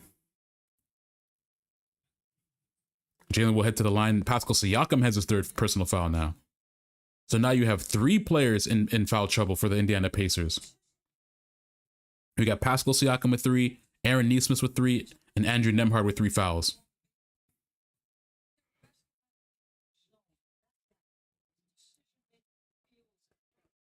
Untold FL, what does up the Chels mean? Up the Chels, by the way? I gotta know what that means, gang.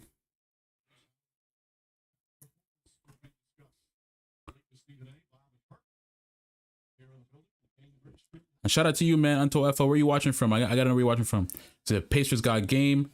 Hadley buzzer, Siakam balling 2. Okay, so you got Pacers taking this game. It's 50-50, man. The polls I'm seeing, it seems like y'all got anyone could win. I honestly don't know who's going to win either. It's going to be a close game. I think it's going to be a 2-possession game throughout the entire game, man. Dirtman says, where you watching it? Where I'm watching from, or what platform I'm watching it on? I'm not watching an illegal stream. I'll tell you that, man. Just anybody out there, we're not doing illegal streams. You know what I mean? For all the feds out there. Don't worry, feds. We're not doing a legal stream.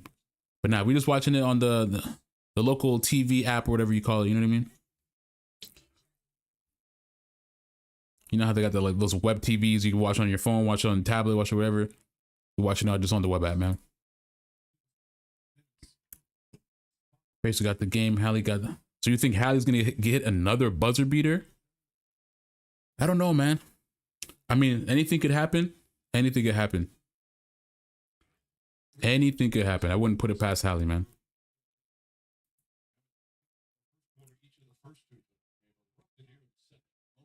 Oh, okay. Sorry, you meant Chelsea. Okay, I get it. You said I'm a Chelsea fan, seeing the United jersey in the back. Assumed you watch soccer, but watching from Toronto. So now I do watch EPL, my guy. And yes, the Manchester United jersey is in the back there. You see the Jalen Hurts rookie jersey there too. But yeah, I'm a Manchester United fan. Unfortunately, man, we have to go through one of the worst seasons in 30 years this year. Shout out to Chelsea though, man. Y'all got that new owner who's spending mad cash. I think Chelsea did well this season, right? What place did Chelsea finish in? Anyway, watching from Toronto, got my man Siakam. Yeah, man. Hey, man, we got another Canadian here, man. I'm Canadian too, man. Born in Toronto, man. You already know. But yeah, man. What Pascal Siakam did for Toronto, man. I always love him for that, man. The 2019 Finals. Pascal Siakam is such an underrated player, man. It's nice to see that he's finally getting the recognition that he deserves in these finals. He's been such an underrated player for such a long time, man. But Pascal Siakam, man, he's really that dude. Offensively, defensively, he makes such a difference. Right now, there's 17 seconds left in the half. Indiana has the ball. They're trying to run the clock out. Looks like they'll take one more shot before the half ends. Got TJ McConnell, pulls up, mid-range, money. 6.3 seconds left. SGA has the ball. He'll pull it up. SGA tries to hit a last shot. Bounces, misses. Okay, so it's the official end of the first half. The Pacers lead by 4 points. OKC Thunder.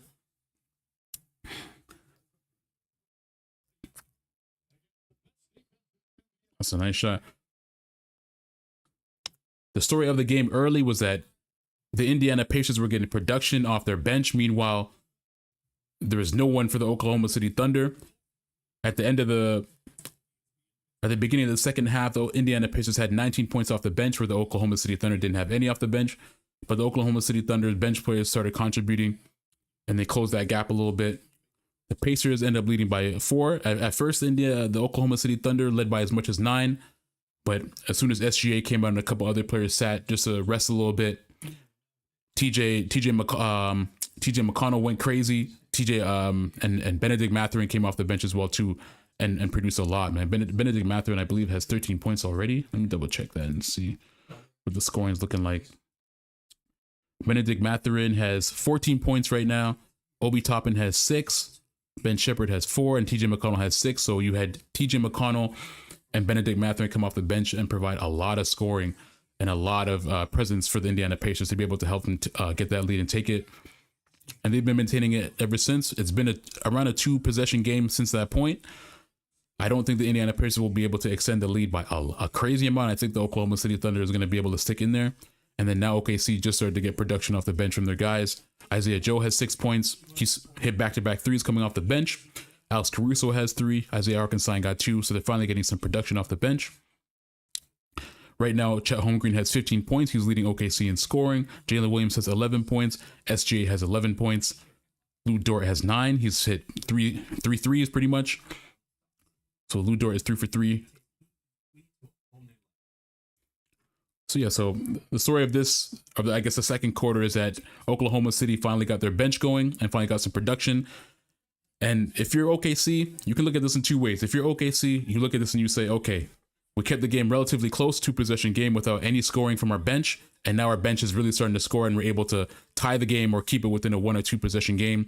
So for them, I think they just have to make a couple adjustments, man. A couple adjustments and they should be able to get right back in the game, maybe even take a lead. And the Indiana Pacers, defensively, Tyrese Halliburton's been putting in a lot of work. Pascal Siakam's been putting in a lot of work. There's been a lot of turnovers. So the Indiana Pacers defensively have maintained a lot of defensive presence. And against the number 1 defensive team in the NBA, they've dropped a lot of points, especially off the bench. So they have to be proud of what they're doing so far. I'm sure they're just going to look to maintain and continue whatever they're doing right now and see if they can continue that strong bench scoring from Obi Toppin, Benedict Mathurin, as well as TJ McConnell. Chelsea Ballin finished 4th. I haven't forgot about those free throws from Siakam versus Boston. Only thing I haven't, Pascal Siakam, man, it's always the free throws with him, man. Even in these playoffs, his free throws have been just absolutely terrible, man. I don't know. the thing is, like, Pascal Siakam to me is such a good, underrated player, such a complete player defensively, offensively. But the damn free throws, man. This guy, he's been terrible free throw shooter in the playoffs. In the finals, he's been okay so far, but throughout the playoffs, he's been pretty bad. Chelsea's ball. Let me see where Chelsea finished in the table. Because I remember, what, last season, Chelsea finished, it was it like, they finished pretty bad, right? Like in the last season. EPL table, 2023, 2024.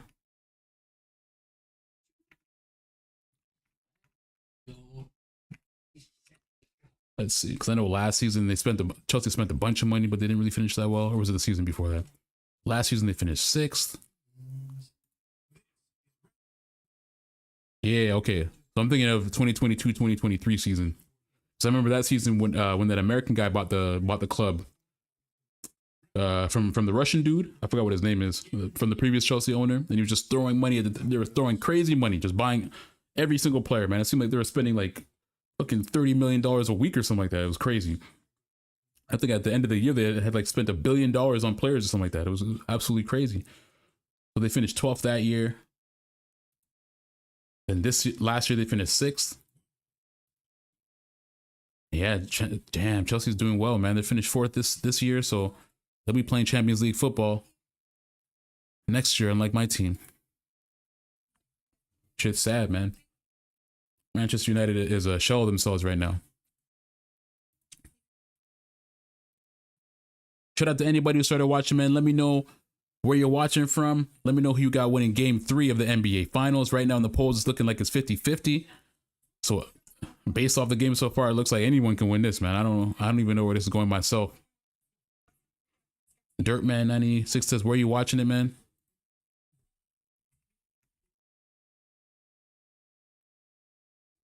Yeah, man, what do you mean by where you watching it, man? Shout out to anybody who's watching, man. Like, subscribe, follow. Helps me out a lot. We're on the road to 500 subs, man. And any like, subscribe helps a lot in the algorithm or wherever you're watching from, man. Like, subscribe, follow, any of that, man. It really helps your boy out a lot. We're streaming every single game of the NBA Finals. We'll be streaming game 4 on Friday. Irregular Oja, man, I appreciate you following. Appreciate that, gang. Irregular Oja, you from Canada? Hey, we Canadian over here too, man. Where in Canada you watching from? It says OKC. Okay. OKC. So yeah, man, it's pretty much 50-50, man. It's people are saying OKC, people saying Indiana from Toronto. Hey, shout out to Toronto, man. That's my hometown. In my hometown. Yes, sir. Glad to see a lot of Canadians in the chats, man. That shit is dope. 1.5 billion finally showing. You expect a team that spent so much. Honestly, I think that was a big thing too. Like Untold FL, when they were spending all this money, they're like, yo, you're spending billions of dollars and you have nothing to show for it. You guys finished what, 12th, 13th? But it looks like all that money is starting to pay dividends, man. And it is kind of sad that that's where football is at right now, where it's like you essentially just need someone who's like a billionaire to come and bankroll a team to be able to get anywhere in football these days, man. Like I know the English Premier League is all about money, man. It's the richest league in the world, but these smaller clubs just can't compete with this shit, man, unless a billionaire comes in and buys a team. But shout out to Chelsea though, man. I remember watching Didier Drogba back in the day, Frank Lampard, all them dudes. Irregular O just says, Toronto, hey, I'm a Man United fan too. Oh, okay, we got another Man United fan, man. Appreciate it, man. It's good to have someone else to go through the misery with, man. No Champions League football next season, man. This shit is terrible. Appreciate the follow, Regular Oja. Yeah, man. Shout out to you, man. Shout out to the Manchester United fans around the world, man. We're going through a lot of bullshit with the Glazers, with everything going on with the team. But I have hope, man. I'm hearing a lot of news about the players that Manchester United is about to sign. I have hope that once, at least you got to give Amarin a chance, you know? Like, I know the season was kind of shit in the EPL, and then how it ended was also just as bad, losing to Tottenham. But I think if we get the players that fit his system, we got to at least give the man a shot, you know? Got to give him at least a year, a summer to be able to get his players, and we'll see what happens, you know? I'm hoping they can really turn this thing around. It would be nice if the Glazers would just sell the team, man. I thought a couple years ago, the people from Qatar or Qatar, is that how you say it properly? We're gonna buy the team. I thought it would be sold, man, but the Glazers are too greedy, man. They wanted too much money, so the Qataris just essentially just pulled out. But shout out to anybody who's watching, man. Whatever platform you're watching on, man, give your boy a like, subscribe. It helps me out a lot in the algorithm. We're on the road to 500 subs, 500 follows, man. So any platform you're watching from, any follow, all the love. I really do appreciate it. Until FO, that's crazy amount though. Spending $1.5 billion is like, that's so much money. It's like, it's such an unfathomable amount of money to me. Like, think about it, $1.5 billion, bro. Like, even if y'all seen like the visualizations of like $1 million compared to $1 billion, like how exponential the difference is from $1 billion to $1 million, it's utterly insane. And to think about a team spending that in a span of 2 to 3 years, $1.5 billion, that's crazy. Absolutely crazy. Absolutely crazy. Shout out to anybody who's watching, man, wherever you're watching from. Game 3 of the NBA Finals. We're going to be streaming Game 4 on Friday. We're going to be streaming every single game of the NBA Finals, no matter how many games it goes to. I hope it goes to Game 7, man. You know we love Game 7s over here. NBA Finals, Oklahoma City Thunder versus Indiana Pacers. Pacers lead by 4 at the half. And this game so far has been a game of benches, I would say. The Oklahoma City Thunder came out pretty strong. They were leading by as much as 9 going into the second quarter. Then the Indiana Pacers had their bench come on and just make a mess of things for the Oklahoma City Thunder. Indiana Pacers got 19 points off the bench compared to 0 points off the bench for the Oklahoma City Thunder going into the second quarter. And that's how the Indiana Pacers were able to get the lead and then maintain it up until the end of the half. OKC, their bench started producing on the back end towards the end of the quarter. They finally got some points from Isaiah Joe and some of the other contributors off the bench. Alex Caruso, a little bit from Isaiah Hartenstein as well too. So you can look at this in either one of two ways, man. Who wins this game? Honestly, I can't say. I think it's going to be a 1-2 possession game up until the fourth quarter. And it's really going to come down to a couple of shots. That's what I think. Is going to be Tyrese Halliburton or SGA having to close out any one of these games and putting their stamp on it to be able to give their team the lead. It's worth keeping in mind that the team that wins Game 3 has won the NBA Finals 80% of the time. So both teams know how important this game is. The team that wins this game might win the entire series. Again, I'm going to say that one more time. The team that wins the NBA Finals Game 3 usually wins the entire series 80% of the time. So Game 3 is extremely important.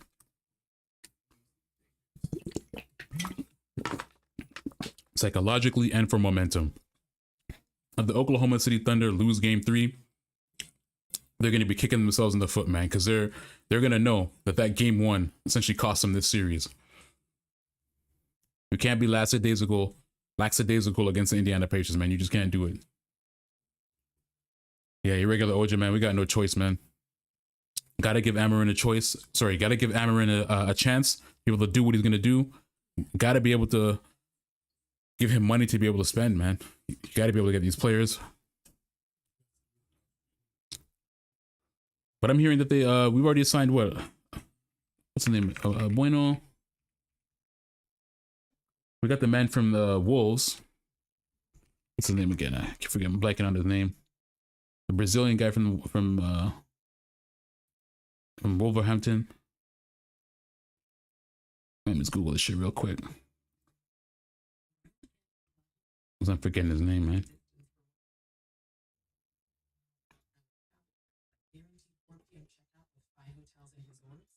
Looks like they're also trying to get Victor how do you say his name? Gyökeres. And then it looks like Mbueno wants to sign to the Manchester United as well too. So it looks like he's told his team, I want to go to Manchester United. So that's good.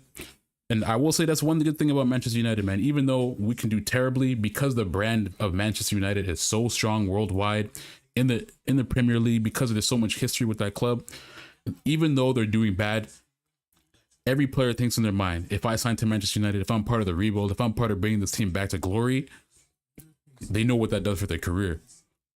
So for that one reason, all Manchester United can still attract so many different players, even if they're not doing as well as they historically did. Shout out to anybody who's watching live, man. I really appreciate it. Again, like I said, I'll repeat it one more time.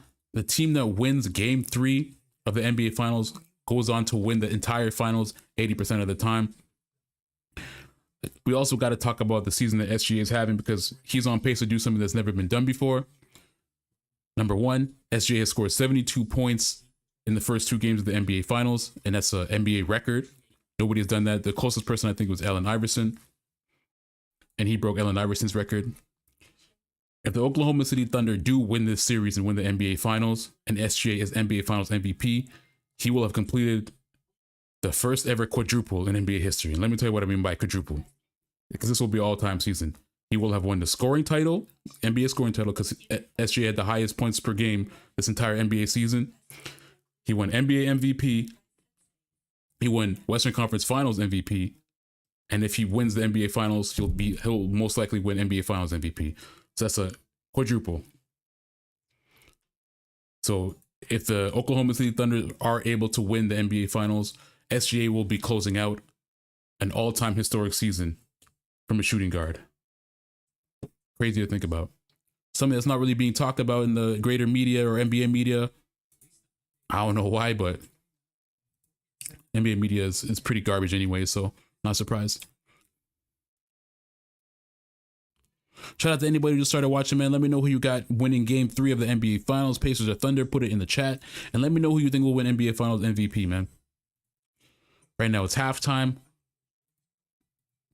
Let's break down some of these stats and see what's going on. Let's go some team stats.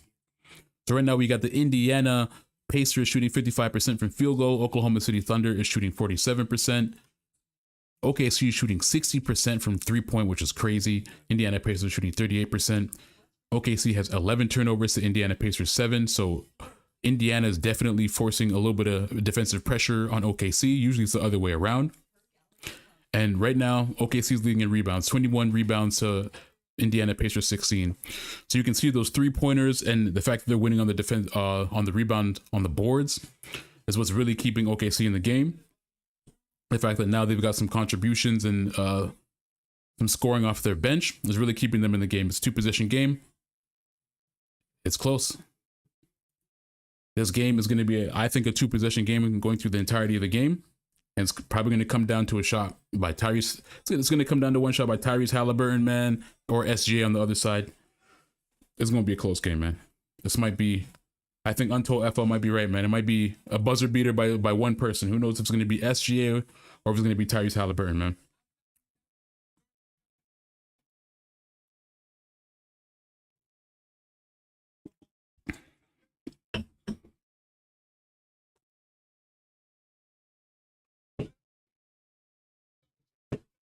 I'm going to go take a quick bathroom break. I'll be right back.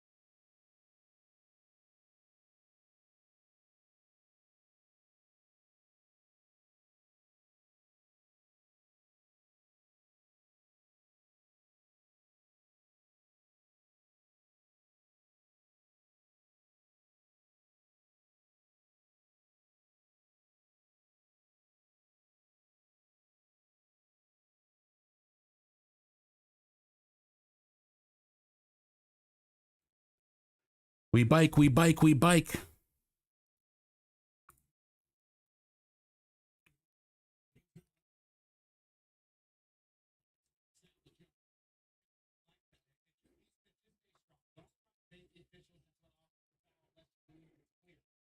Okay. We got a tie game right now. Nemhard's driving to the lane because it's a Siakam. Siakam floats it but misses. Shout out to anybody who just started watching the stream, man. Really appreciate it. Give me a like, subscribe, follow whatever platform you're on. It really helps me a lot in the algorithms. This is game 3 of the NBA Finals, man. We're going to be streaming every single game live. Next game we're going to be streaming on Friday, starting at 8 o'clock. Book it.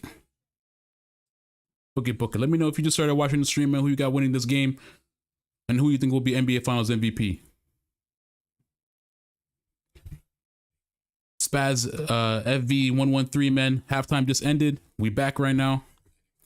Let's had to take a quick bathroom break too. You dig? Anybody who got a drink, man? Cheers. Make sure you stay hydrated, gang. Anybody who's watching, man, I appreciate it. This is game 3 of the NBA Finals. Give your boy a like, subscribe, man. We're trying to grow on all platforms. We're going to be streaming every single game of the NBA Finals. We're also going to be streaming in the off season when there's any big news coming out. I'll most likely be streaming once or twice a week, just covering some of the NBA news, making some reactions, NBA content. Because you know this off season, man, they're predicting it's going to be one of the wildest off seasons in NBA history.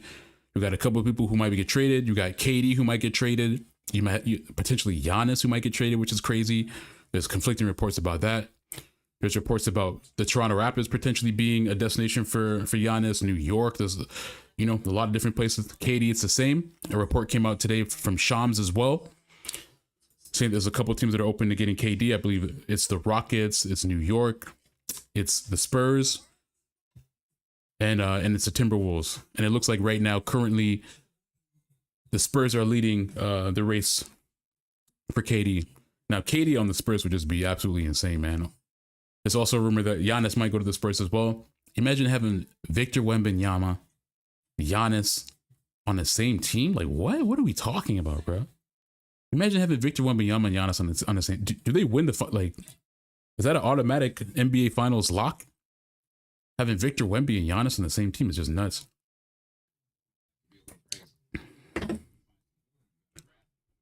Even having KD and Giannis on the same team, I think that's crazy as well too. Anybody who's watching, man, I really appreciate it. Let me know where you're watching from. Let me know who you got winning game 3 of the NBA Finals. Put it in the chat.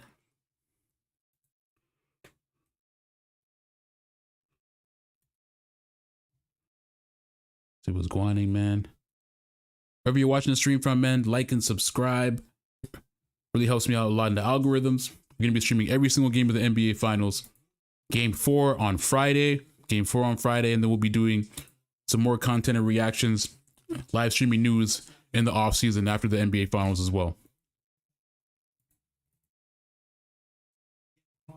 Right now we're on commercial break. There was a timeout taken, I believe, by the Indiana Pacers. Right now the Pacers are down by 2. So the game might be coming back shortly.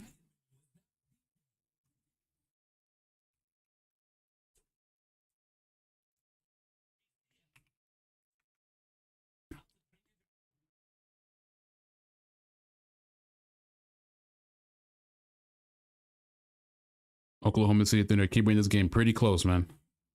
Even though they were leading by as much as 9 in the first quarter, going into the second quarter, Indiana came back, got a lead. OKC's been able to maintain their lead. Oh shit, we got Meta World Peace there. Mark Jackson's there. All right, we got the game back. Let's get it. Halliburton brings it up, passes to Nemhard. Turner, mid-range, misses. Shooting from the free throw. Pulls up, but he misses it. Jalen Williams has the ball. He's pulling it up. Looks like Jalen Williams wants to go to the rack. Jalen Williams, floater. Ooh, nice. OKC came out with a whole new game plan, man. They're attacking that paint. They are attacking that paint. Ooh, Turner tries to slam it on Chet, but he misses. Ball ricochets. SGA is bringing it up for OKC. SGA pulls up. 3. Miss. Gets his own rebound. Chet Holmgren pulls up for 3. Misses as well. Tyrese Halliburton with the rebound. Two straight 3 misses. Check him to Turner. Ooh, blocked from behind by SGA, but he will go to the line. Turner tried to slam it on Chet Holmgren twice in a row. This guy's going for blood, man. He wants heads.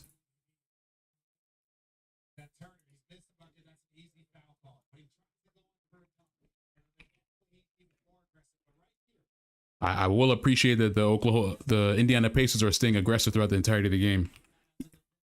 Even Tyrese Halliburton. Tyrese Halliburton has a knack for starting off really slow, not being as aggressive in the beginning of the games, especially in game 1 and 2.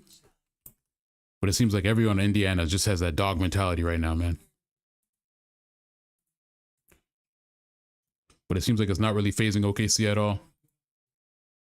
OKC is still hanging in there. SGA has the ball. He's pulling it up. 2-point lead by the Thunder right now.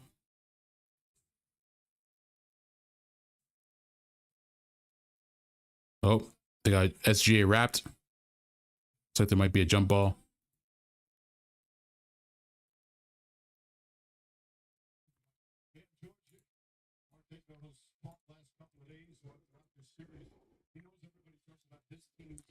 Got a jump ball between Miles Turner and SGA.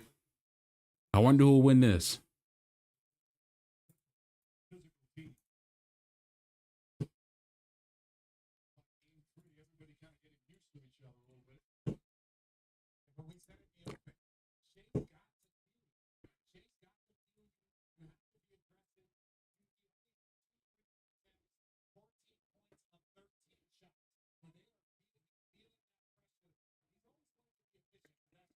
SGA has only been to the free throw line twice on the night.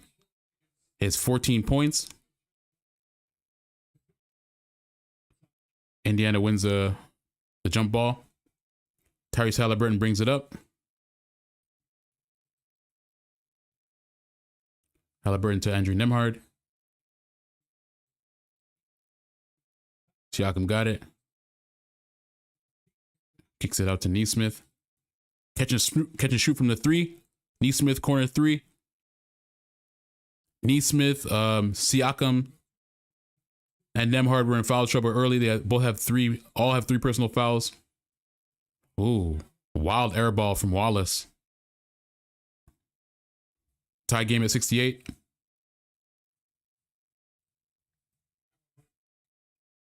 Halliburton gets a screen from Miles Turner. Miles Turner shoots a 3.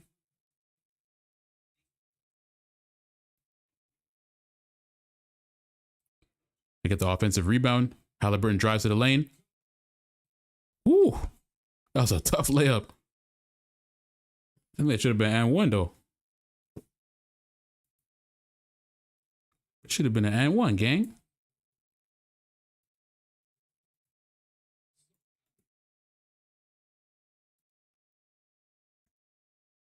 Game tied at 70. Like I said, this is going to be a 1-2 possession game, man. It's going to be tight the rest of the way through. Miles Turner, mid-range, got it.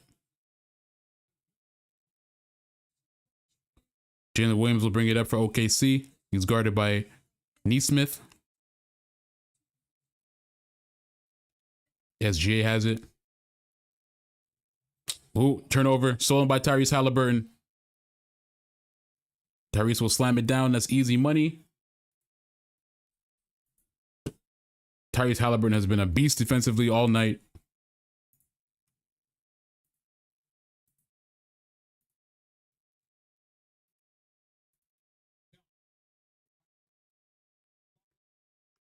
If you didn't know any better watching this game, you would think Indiana Pacers are the #1 defense. Ooh, SGA from 3.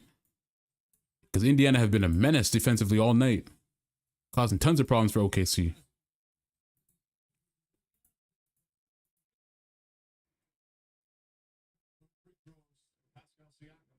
Pascal Siakam will shoot free throws.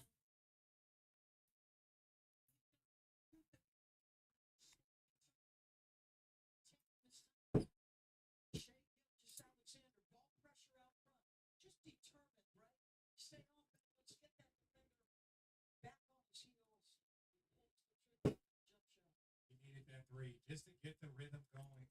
That was his first 3-point shot, as Mike said. He was a rookie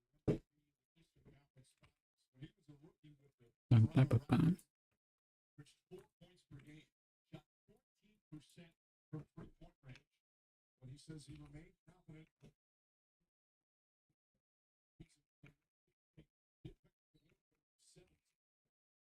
Cameroon has become a star, signed $188 million. Damn. Pascal Siakam getting paid. Right now they're talking about his contract and about his story. Y'all didn't know Pascal Siakam was actually going to be a pastor and was meeting his sister in South Africa when he joined NBA Africa. He was supposed to be a pastor. His dad wanted him to be a pastor. But he ended up coming to the NBA, gang. Ended up becoming a star, winning a championship with the Raptors, obviously, in 2019. So Pascal Siakam has a pretty dope story. Indiana currently leads 76-73. Lou Dort, 3, corner. Money again. Lou Dort is 4 for 4 from 3.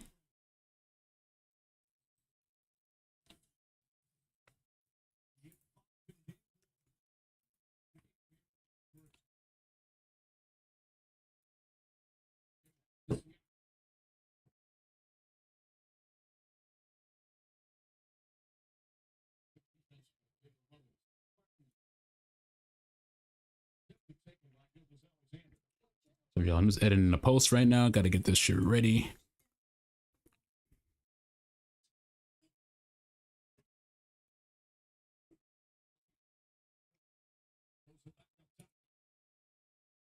Okay, we good.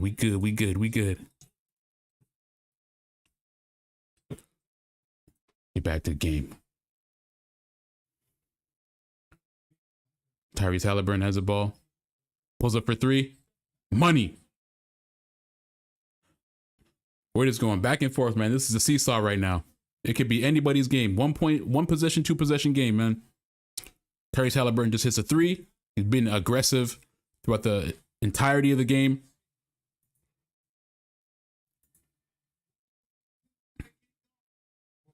Gave him too much space. Had too much space. It was a mismatch. Chet Holmgren was covering him.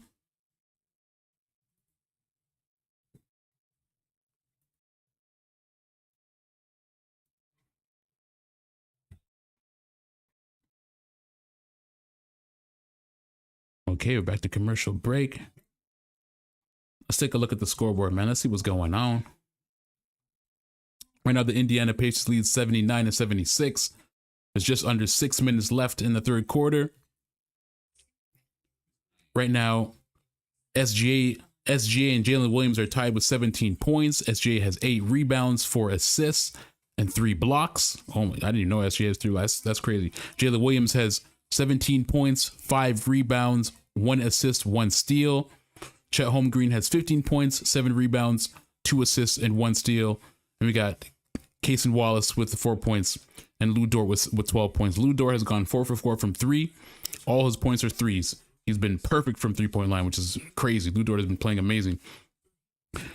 Off the bench, they have Isaiah Hartenstein with 2 points, Alex Caruso with 3 points, Isaiah Joe with 6. And this game, Andrew Wiggins hasn't scored anything off the bench, even though he was a pretty big contributor last game. He was hitting 3 after 3 after 3. Allowed the OKC to extend their lead in game 2. For the Indiana Pacers, we got Pascal Siakam with 15 points, 5 rebounds, 4 assists. We got Aaron Nesmith with 4 points. He's in foul trouble. Pascal Siakam, Aaron Nesmith, and Andrew Nembhard all have 3 fouls, 3 personal fouls. Miles Turner has 7 points.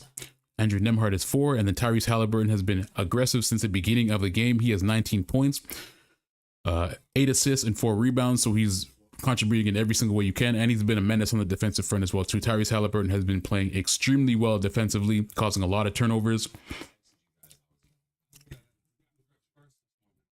The story of the series so far was that Tyrese Halliburton hasn't been aggressive early enough.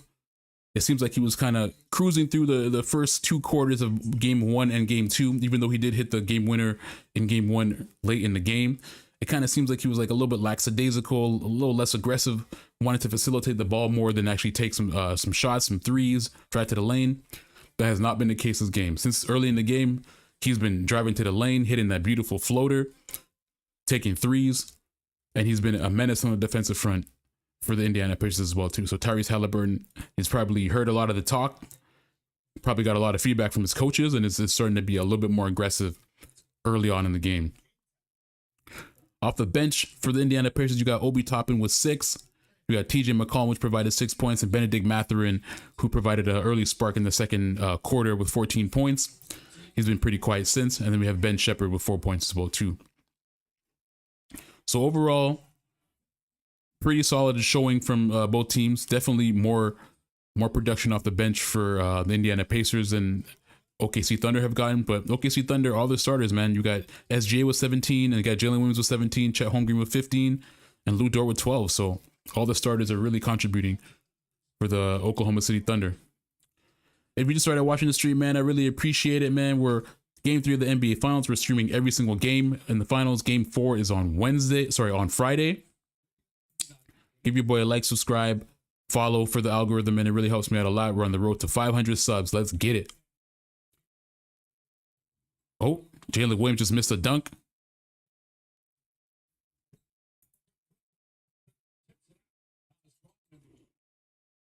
Oh, OKC forcing a turnover. Caruso's in the game right now. Caruso from 3. Money.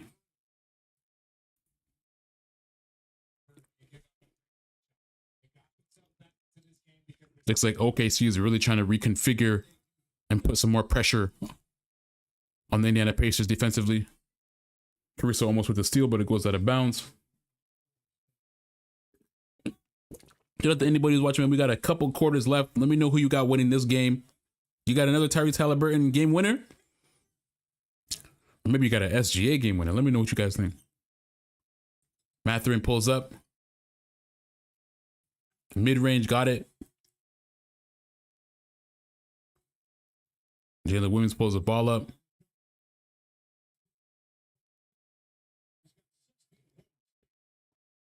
Jalen Williams pulls up. Doesn't go, gets a funny bounce. Nembhard gets a rebound. Nembhard pulls up. Oh, it looks like he wanted to go for 3, but he didn't.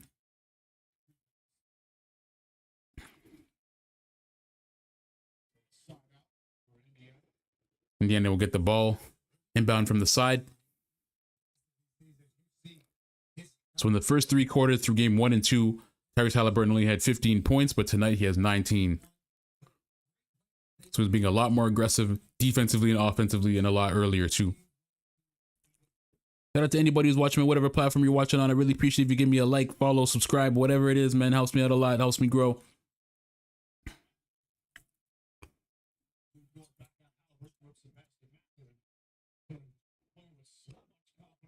Tyrese Halliburton to the lane. Kicks it back to Obi Toppin. Obi Toppin for 3, but he misses.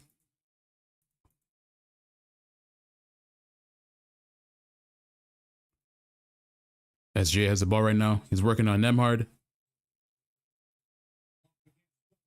Double team. Gives it to Caruso. They got 9 to shoot. SGA wants the ball back. Trying to go to work on Nembhard. Obi Toppin comes to the double. SGA shoots, but he misses.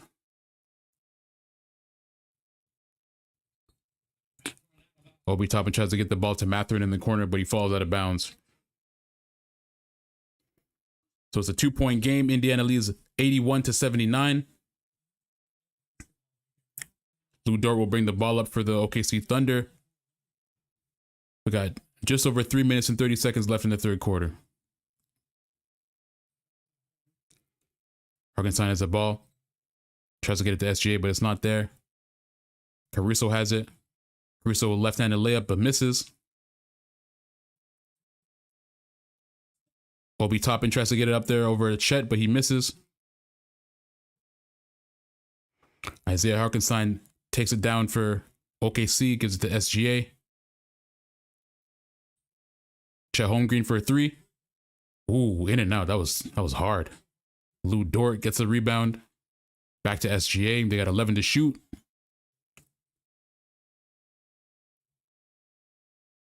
Ooh, SGA gets fouled. SGA, too crafty, man. Too crafty. The way he moves his body, man, he's just too good with this. He's gonna find a way to get to the line, especially if you're not a smart defender. Got him on an island all by himself. So Shea will head to the free throw line for 2. This is only his 3rd time at the free throw line all game. He hits the first one.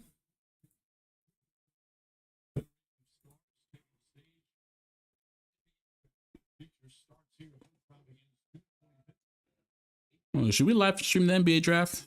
I'll think about it, man.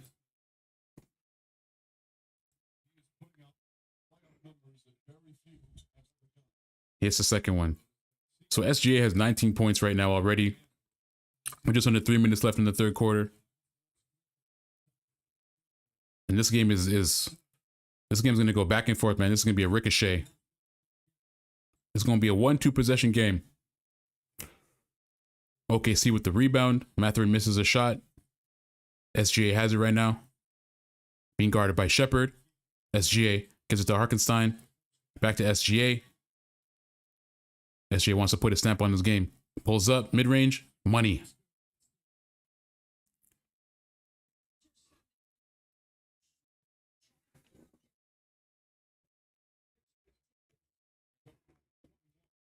So OKC takes the lead by 2. Siakam drives. Gets blocked by his goaltending.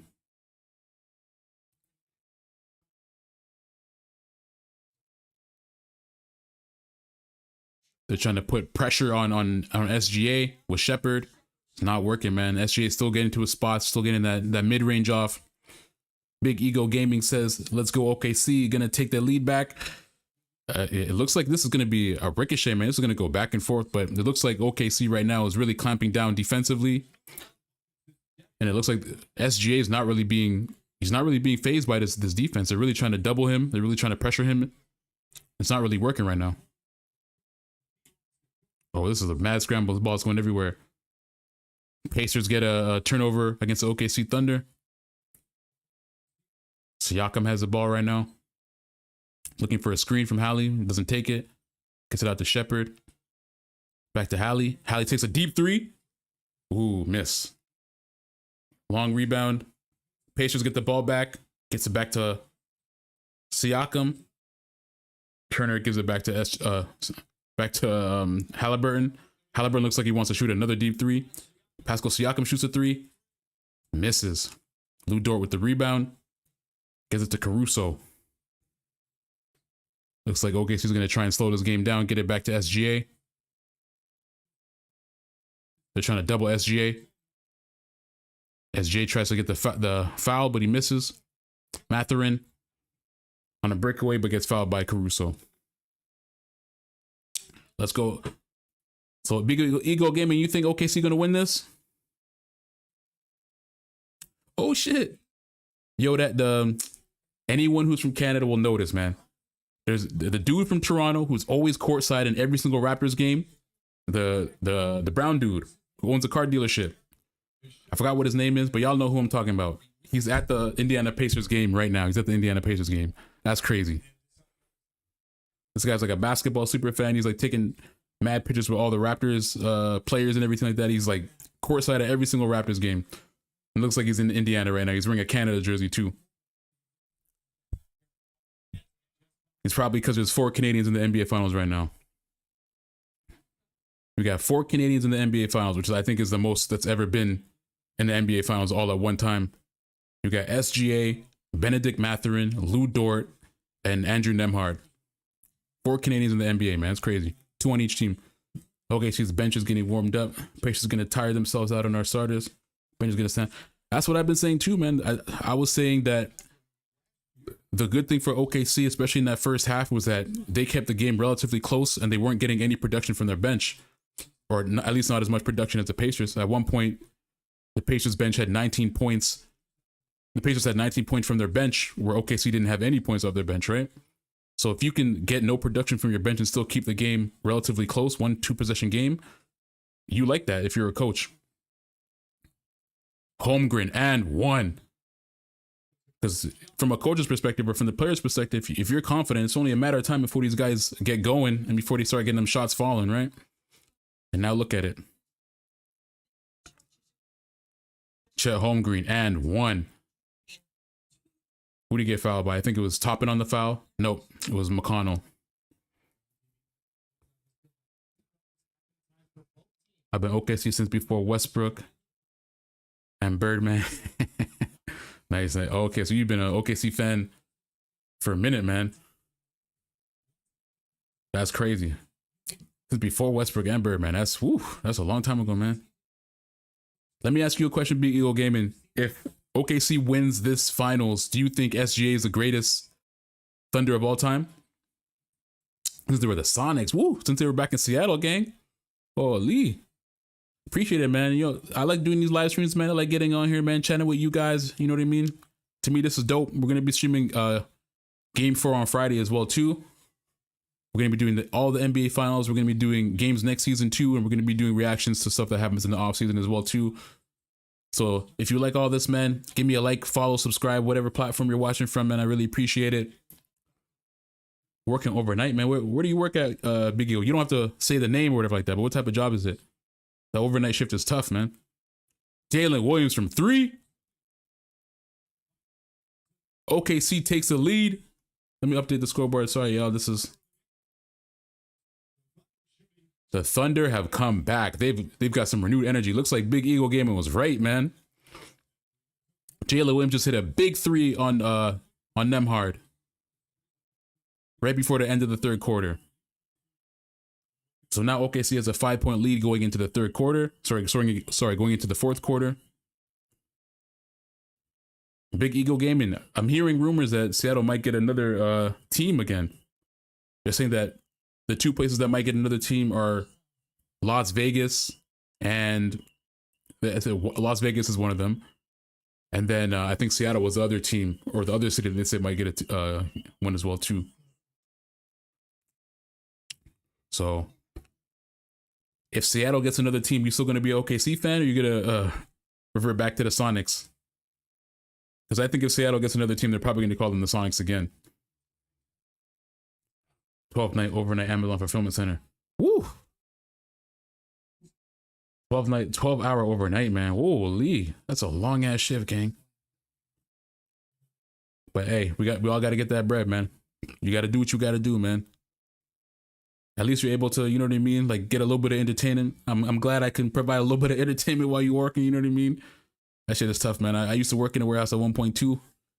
We in Canada over here, so it's a little bit different, but for me, man, I was lifting a bunch of boxes, man. I was out of uni, I couldn't get a job, you know what I mean? Or it took a while before I got one, so I just lifting a bunch of boxes, putting them on them trucks and shit, you know? So I know what that fulfillment is like, man. That shit can be tough sometimes. OKC been there for me. Yeah, I feel that. Shout out to OKC, man. So you really want OKC to win this, man? So let me ask you a question. Do you think SGA becomes the greatest Thunder of all time if they win this finals? Because he's doing what KD couldn't do, what Russell Westbrook couldn't do, what James Harden couldn't do. Obviously, James Harden was only a 6-man back then, but what Gary Payton couldn't do.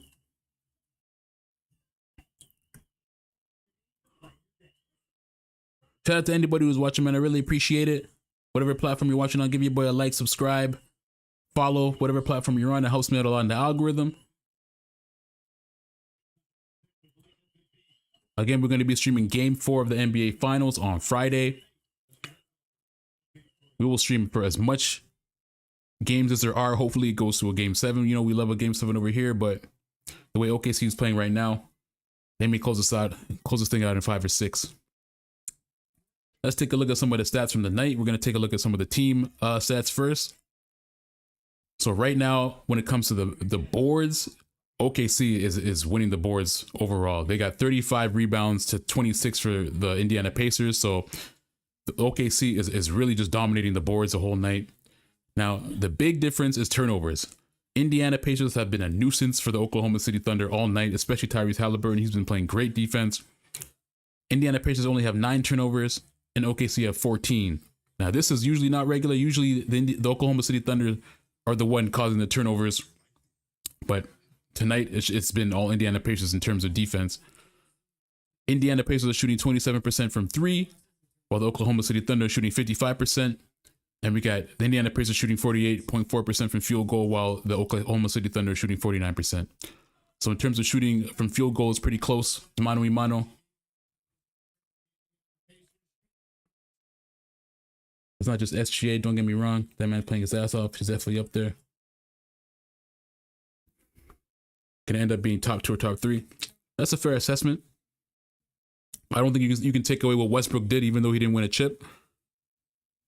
But yeah, it is not just SGA. It's the whole team, man. This whole team is, again, having an all-time historic defensive season. These guys are lockdown defenders, man. You got Lou Dort, who's having an amazing season. All defensive first team. Like, you got the cast of Chet, Jalen Williams. I think Jalen Williams is underrated as well, too. Woo!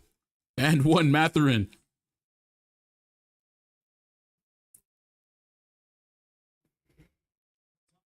So yeah, it takes a whole team, man. It's always that one player that gets the individual accolades and I rock with SGA, but it does take a whole team, man. You got to have a team with depth to win a championship, man. That's how it always is. So Mathurin hits a second free throw.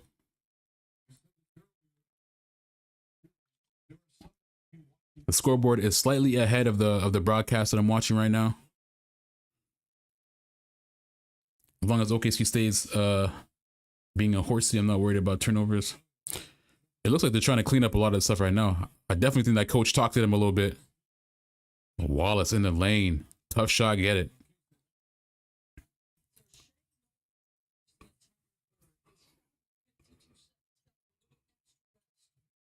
Right now they're resting SGA.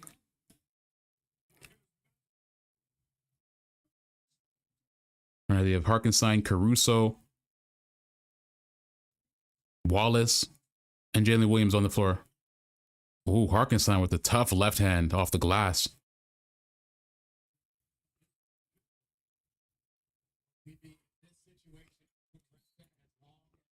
So do you think OKC, if they win this game, do you think they take it in 5 or do you think they take it in 6?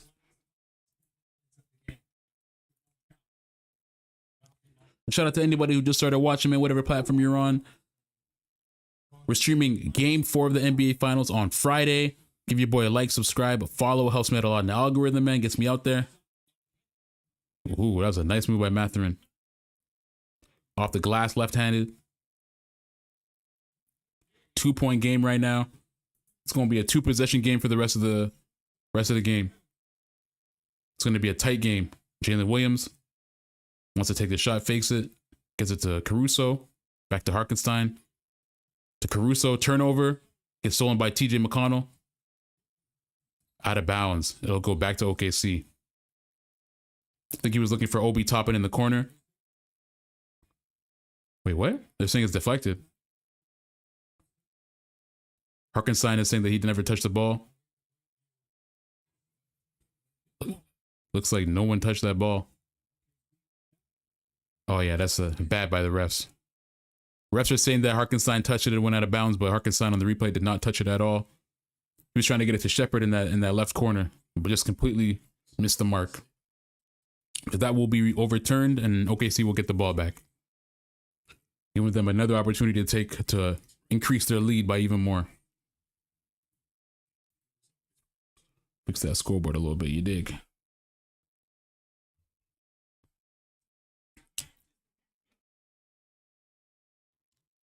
Big Eagle Gaming. The one thing I will say is if you're OKC, you got to be pretty confident that you can win this game, man. I mean, so far we haven't had any evidence from the Pacers that they can, one, take the lead but maintain a large lead against the Oklahoma City Thunder.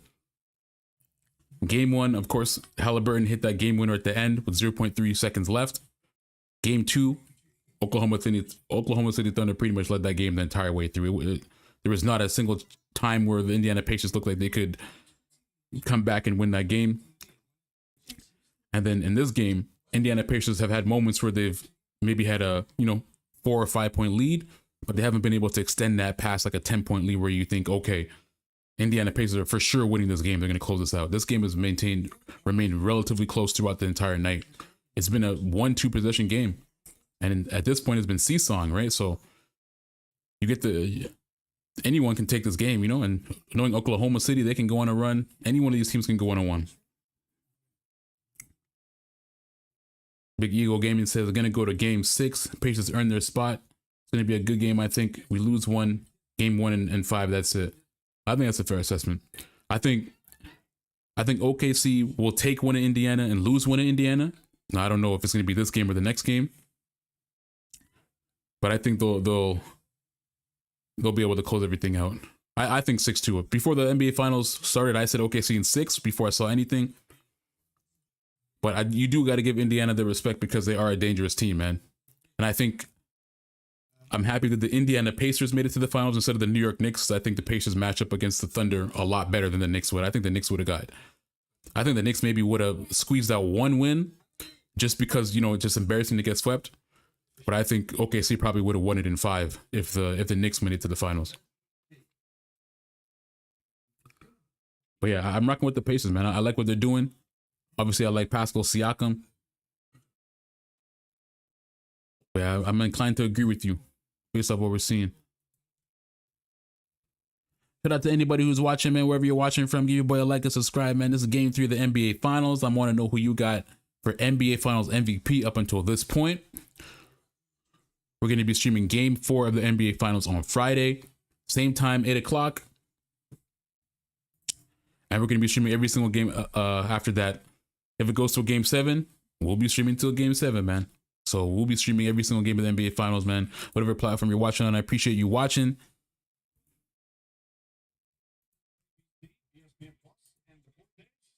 We're on the road to 500 subs on every platform, man. So we just starting out. We just started streaming for the NBA Finals.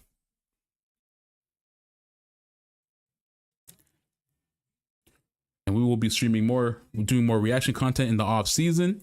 We got the NBA draft coming up. I may cover that. And we got a lot of potentially big trades. On top of KD and Giannis potentially getting traded, we're also hearing that the Boston Celtics, now that they've been bought by new ownership, might be blowing that team up as well too. Boston Celtics have been paying into the luxury tax for the last couple of years by a lot of money in order to win that championship. And now that they're under new ownership, they're most likely going to change a lot of shit and they're going to trade a lot of players. We're already hearing rumors that Porzingis is probably gone. Drew Holiday might be gone. So it's going to be interesting to see what happens with the Boston Celtics. So obviously, Jason Tatum's coming off that Achilles injury as well too. Just suffered it in round 2 against the New York Knicks. So it's going to be interesting to see what the Boston Celtics look like next year. And what the Boston Celtics do. They're probably going to have to trade a lot of players, man. They're not going to be the same team at all. Pascal Siakam, air balls, shot clock violation.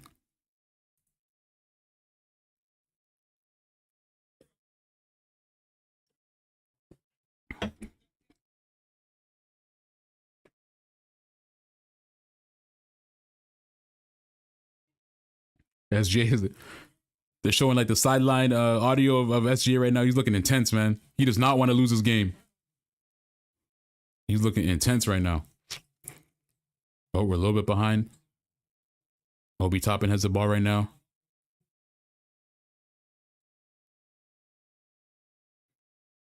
McConnell has the ball. Guarded by SGA. Oh, gets SGA on a nice move. Misses it, but Nembhard gets the rebound. Nembhard gets it. Oh, McConnell steals the ball. They got another quick point. Tied at 95 now. Oh my God. Looks like the Indiana Pacers are getting momentum again. Was it Israel 1727? I can't do that, my guy. I will get banned and put out of here, man. This is where reading skills are really essential, man. It says live reaction. You know what I mean? Come on, let's use our reading skills. SGA gets fouled. He'll go to the line.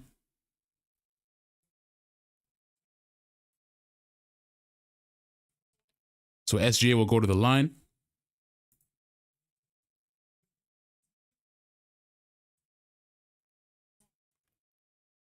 Everyone in the arena is booing right now, man. They don't want to see SGA go to the line. I know people be calling him a free throw merchant, man, but the stats ain't showing that, man. They compared him historically to other players in the playoffs, man. I think SGA was like number 40 something on that list in terms of free throws per game.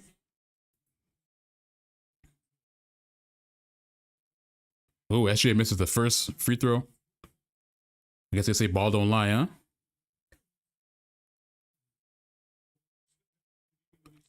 Thunder have 17 turnovers, man. Indiana has been pressuring OKC extremely well defensively the entire night. SGA hits a second free throw.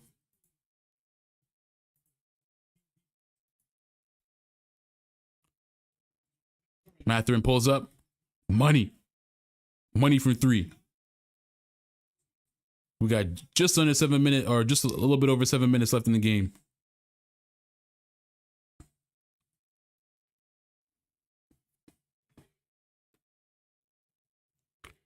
Jalen Williams gets inside to the basket. Nice move on Mathurin. Tie game, 98. Man, this game is a seesaw, dog. Straight seesaw, man. This shit is going back and forth like crazy.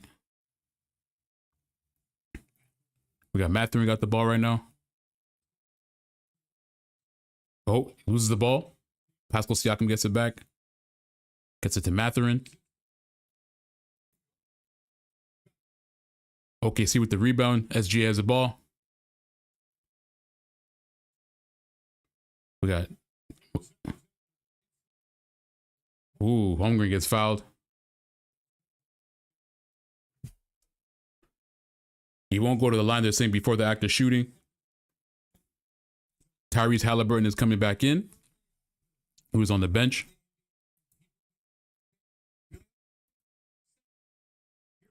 Shout out to anybody who's watching, man. I really appreciate it. Give me a like, boy, a like and subscribe. We're trying to grow. We're on the road to 500. And we will be streaming Game 4 on Friday at 8 o'clock. Book that in, man. We'll be streaming every single game of the finals for as long as there are games. And let me know in the chat who you got, man. You got OKC winning this. We got the Pacers, man. We got just a little bit over 7 minutes left. It's a tie game. It could go any way, man. I want to know who you guys got winning this game. Put it in the chat. And who's your NBA Finals MVP? Siakam, actually. I see. So because it wasn't the act of shooting, OKC's going to inbound the ball.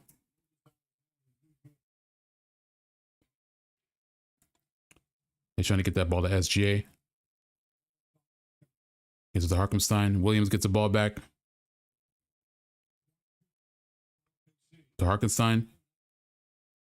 Harkenstein's in the lane. Puts a shot up and misses. Pacers get the ball back. Nembhard passes it to Miles Turner. To Halliburton. Halliburton hits a step back three. Oh my days. OKC takes a timeout. Tyrese Halliburton has been on it, man.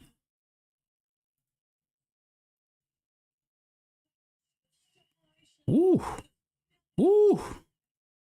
Ooh. Holy. Tyrese Halliburton came to play, boy. Right, we on commercial break right now. Let's take a look at the Pacers, man. What we got? Tyrese Halliburton has 22 points, 8 assists, 6 rebounds, three turnovers, 1 block. So Tyrese Halliburton has been balling, man. He's been playing hard all game on the defensive front. Big Eagle Gaming says 17 turnovers, but how many rebounds? So far right now, OKC has 36 rebounds. Indiana Pacers have 29. OKC has 17 rebounds, and the Indiana Pacers have 11. This game, the Indiana Pacers have been putting a lot of defensive pressure on OKC. But even with all that pressure, man, all those turnovers, it's still only a 3-point game. This is a pretty tight game so far, man. Right now, Tyrese Halliburton has 22 points, 8 assists, 6 rebounds. Miles Turner has 7. Andrew Nembhard has 6. Pascal Siakam has 17 points, 6 rebounds, 4 assists, and 2 steals. And then from the bench, we got Benedict Mathurin with 25 points off the bench. This is the reason why the Indiana Pacers are winning this game right now. Benedict Mathurin. Benedict Mathurin has been knocking off crazy shots off the bench. He's plus 13. He's a plus 13 plus minus right now. TJ McConnell is the same. 12 plus minus, 10 points off the bench. So it's really Benedict Mathurin and TJ McConnell. Every time they come off the bench, they're providing a big spark for the Indiana Pacers. But even with that big spark, man, that's a lot of points off the bench from Mathurin. Points that usually would have been either Aaron Nesmith or Miles Turner. But it's still only a 3-point lead, and there's six, almost 7 minutes left to go, man.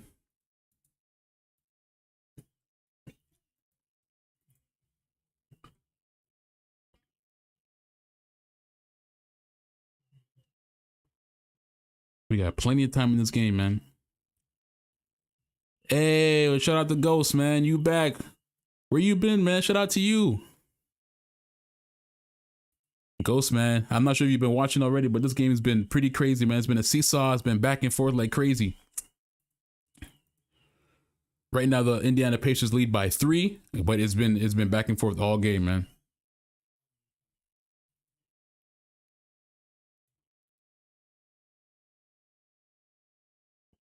Right now, OKC, Chet Holmgren has 20 points, 8 rebounds, 2 assists, 1 steal.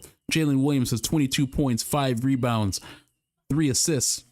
SGA, 22 points, 4 assists, 7 rebounds. Lou Dort, 12 points, all 3-pointers. Lou Dort is 4 for 4 from 3. Cason Wallace, 6 points. And then you got Isaiah Hartenstein with 6 off the bench. Alex Caruso with 6. And then Isaiah Joe with 6 off the bench. So a little bit more production off the bench offensively from OKC in the second half. But it's really the starters that are providing most of the offensive firepower for OKC. The story of the game so far is that Pacers have been putting a lot of defensive pressure on OKC. Usually it's the other way around. OKC right now has 17 turnovers. Indiana Pacers have 11. So let me double check that. Was it 11 or was it? Yeah, it was 11. So the Indiana Pacers have forced a lot of turnovers. They've been putting a lot of defensive pressure on SGA and on the OKC Thunder overall. But it's still a very close game. And there's still plenty of time for anybody or for an OKC comeback. SGA has the ball. SGA travels. Turnover.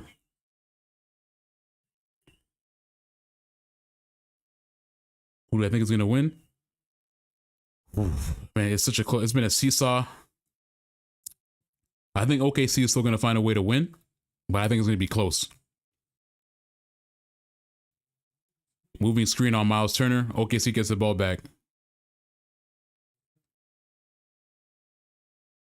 I think it might be a 1 or 2 possession game by the end, but I think, Miles Turner just get that body check to SGA, man. Jalen Williams has the ball. Looking for the screen from Caruso, doesn't take it. Goes to the rack.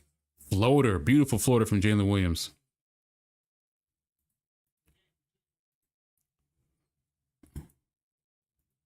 Another 1-point game. Tyrese Halliburton has the ball right now. Miles Turner in the paint, knocks it down. Pacers back up by 3. Chet Holmgren to the rack. Gets blocked by Turner. Topping with the rebound. Andrew Nembhard has the ball. This is Pacers' opportunity to extend that lead. They haven't led by any more than 4. I think Pacers have led by only as much as 5 the entire game. Oh, SGA, some solid defense. Tyrese Halliburton gets his own rebound.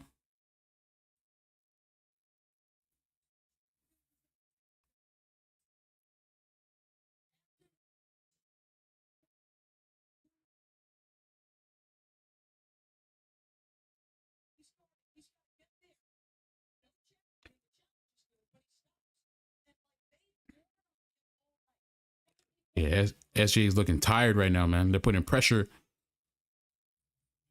Nembhard, step back. Money.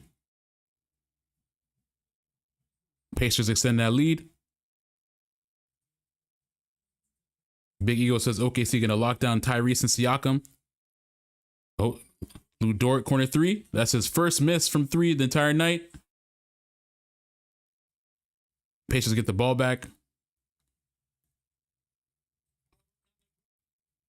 Woo! Obi Toppin with the putback slam.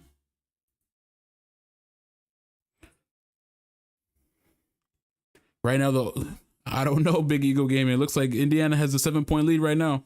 I think the Thunder can still close that gap, though. We will see. There's 4 minutes left. Jalen Williams gets a shot blocked by Toppin.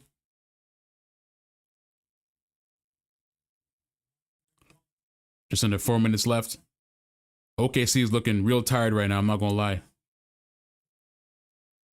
Nembhard pulls back. Jump shot misses.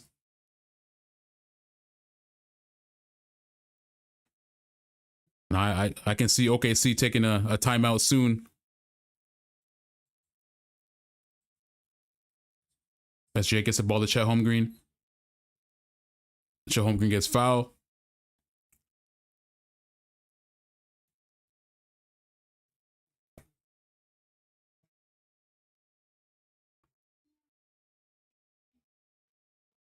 OKC looks tired. They're not boxing out. Indiana Pacers are getting all the offensive rebounds for the last two minutes.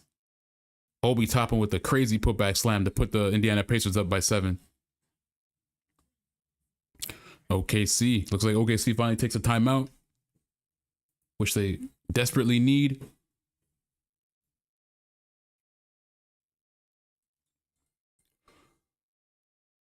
So right now, OKC with 18 turnovers, Indiana Pacers have 12. OKC is still winning on the boards, but it looks like Indiana's catching up. 38 boards to Indiana Pacers 34. Both are shooting relatively the same from field goal percentage. Pacers are shooting 51%, OKC shooting 49%, and OKC shooting 52% from three-pointer, while Indiana is shooting 32%. One thing to keep in mind, this is something that I said earlier in the stream, the team that wins Game 3 in the NBA Finals goes on to win the NBA Finals 80% of the time. So it is important that whatever team wins this game, there's a high possibility that they will go on to win the rest of the finals. So if I'm the Oklahoma City Thunder, if you lose this game, you got to be shooting yourself in the foot because you had an opportunity to be up 2-0. And it looks different when you're up 2-0 and you lose one game in Indiana or whatever. It's not as bad. You know what I mean? But when it's Indiana goes up 2-1 and you got the next game in Indiana as well, it looks a lot different, man. So Oklahoma City got to be shooting themselves in the foot because they could be up 2-0 right now. And if they drop one game in Indiana, it's not as big a deal. But now that they're, you know what I mean, on the brink of potentially losing this game, it doesn't look good right now, man. It really doesn't look good.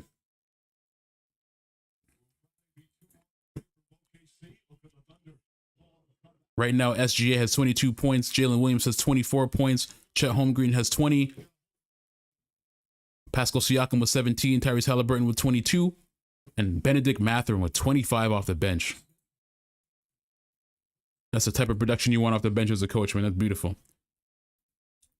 If they win next game, Pacers win. If they win next game, Pacers win.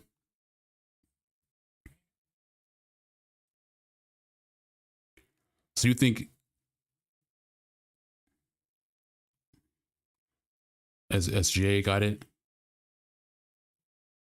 Nembhard guarding SGA. SGA pulls up mid-range. Money. What's it called? Delay of game against OKC.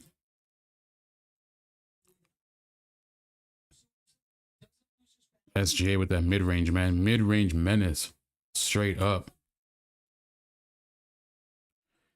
Yeah, Pacers win both games at home, man, then it's got to be Pacers in 6.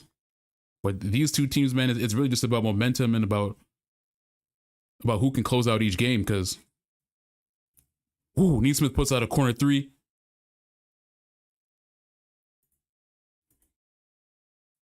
Pacers lead by 8 with 3 minutes left. And this is the first time that the Indiana Pacers have been able to extend their lead.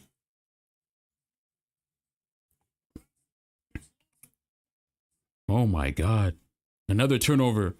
The Indiana Pacers have just been giving the straight work to OKC defensively. Oh, Caruso with the steal. He gets a hard foul by Neesmith. Uh-oh, he's on the ground.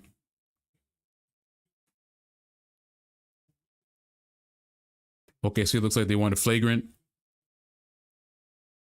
Caruso had a fast break after the steal.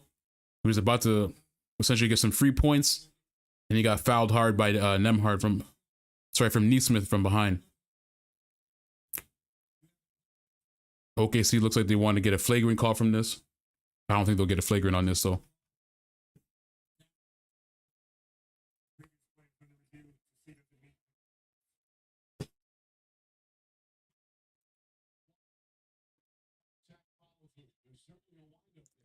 So they're looking for wind-up, contact follow-through.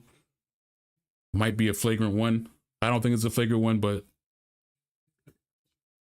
who knows, man? We'll see. Now, I believe Nembhard has 3 personal fouls. That might be a big mistake by the Pacers.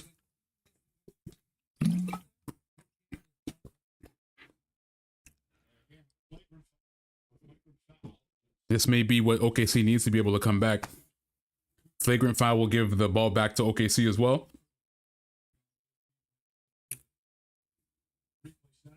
Steve, does that meet the criteria in your estimation? Well, you know what Richard says it is. I'm going to disagree with him right now. I don't think there's a one about. He does try to hold him up a little bit. Is he in the air a little bit? Yes, but So we will see. Waiting for the refs to make the call. You know what? That doesn't come into it. Not playing the basketball is not part of the criteria. He can grab him and hold him up, as we see plenty of times during layups when people try to foul them by preventing a layup. So that's what he's trying to do, in my opinion, preventing this layup. I think it's Okay, so either a hard playoff foul or a flagrant. Let's see what happens. If he does get a flagrant, it will be a flagrant 1. Anybody who's watching, man, I appreciate it. If you're watching this late in the stream, give your boy a like, follow, subscribe. We'll be streaming Game 4 on Friday at 8 o'clock. Start the stream at 8 o'clock. We got a pregame show, and then we go straight into the game.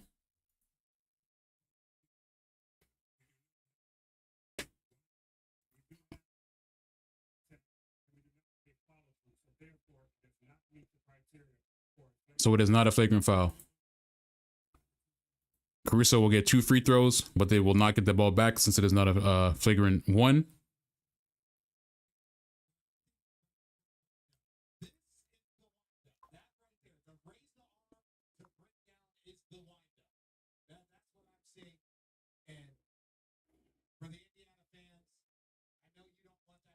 to your players on the other end, on the other side. Because now this has been a standard set. I'm surprised it's not clear. Yeah.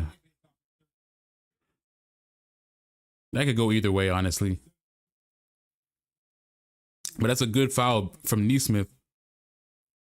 Because if OKC gets that fast break layup or dunk by Caruso, that can completely shift the momentum with what 2 minutes left in the game, you know? So that's actually a pretty smart foul if you're gonna do one. And the fact that he avoided the flagrant one is beneficial for the Pacers to be able to close this one out. All right, so it's a 6-point game. Pacers lead 110-104. Around 2 minutes and 30 seconds left in the game. Turner has the ball. Gives it to Siakam. Siakam gives it to Turner. Williams knocks it away. Out of bounds. Whose ball is it? OKC gets the ball. Out of bounds by the Pacers. OKC gets it back. Oh my God. Yeah, I think it's off of Pascal Siakam.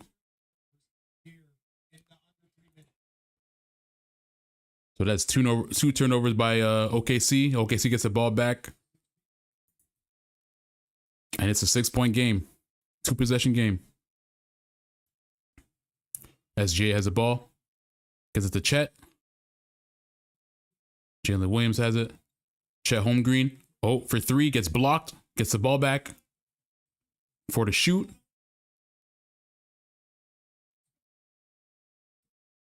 Holmgren thought he was fouled, goes out of bounds. Pacers ball.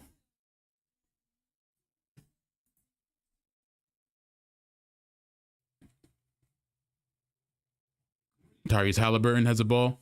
SGA is guarding. Out to Neesmith. Corner three, misses. Holmgren outlet to Williams. To SGA. SGA, wide open. Looks like he was going to pull up for a three, but holds it, gives it to Caruso. Caruso gets it back to him. SGA. Pulls up, mid-range. Misses. Indiana Pacers get the rebound. Outlet pass to Siakam. Siakam wide open. OKC takes a timeout. Indiana up 112 to 104. Pacers lead by 8. 1 minute left to go. So the way it's looking right now, it looks like OKC might fall to the Indiana Pacers, man. There's 1 minute left. OKC about to drop some threes. That's what they need to do, man. I thought SJ was going to pull up from that three just a second ago, but it looks like he hesitated a little bit, then passed it back to. He passed it off to Caruso, then Caruso get it back to him, then he settled for a mid range instead. But I thought he was going to pull up and take that three right away. That three would have took the air out of the arena. Would have just cut it to 3 points.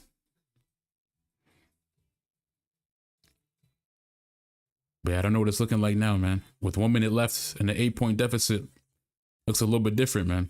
Because now you got to chuck up some threes, and they can still hit them and close that gap. But right now, the Pacers got all the momentum in the world.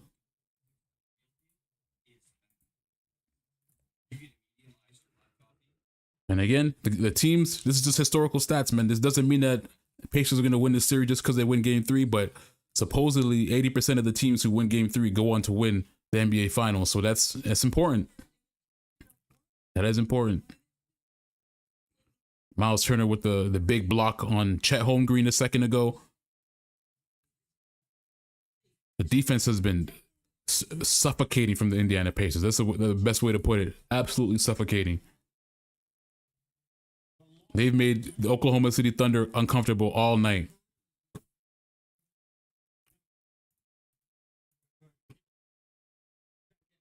And the Pacers have forced the Oklahoma City Thunder to make 19 turnovers. Jalen Williams drives, gets fouled.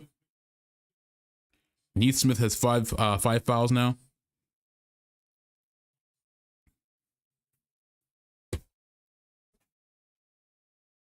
We got exactly a minute left in the game.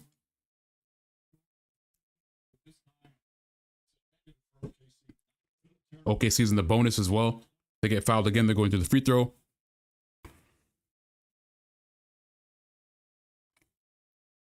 Jalen Williams hits the first.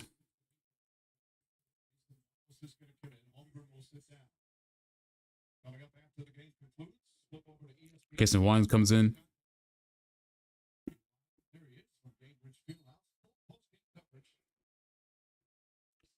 Gotta get these socials better, man.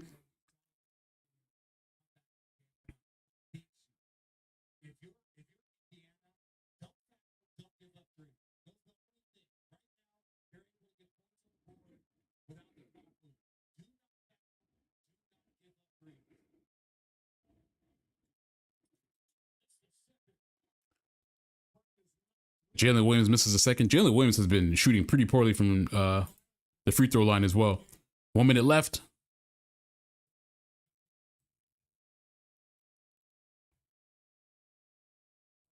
Pacers lead by 7. Back out to Halliburton. Halliburton throws up a shot. Bad shot. Misses. Pacers foul Williams. That's a pretty bad foul. Because OKC's in the bonus, man, so.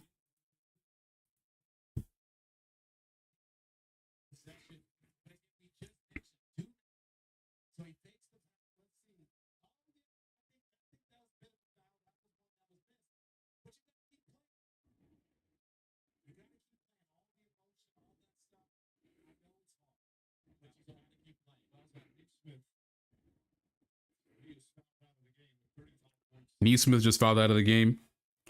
He just got his fifth fouled just moments before that and is now fouled out. Jalen Williams misses another free throw. Oh my God.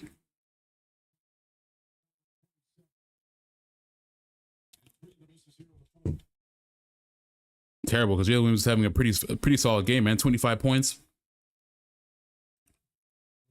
Hits a second free throw.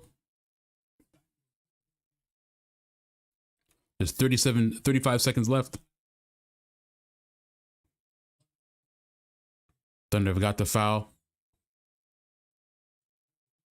Oh. Foul called. Big E game. I thought OKC was about to just start raining threes, close that gap as quickly as they can, you know. But I think that's more of a Pacers thing. The worst place to catch a ball and to hold it if you're Benedict Right up against that half-court line, you can't go backwards. They've got to get out of those lanes, those corner lanes. That's where you can get an easy trap.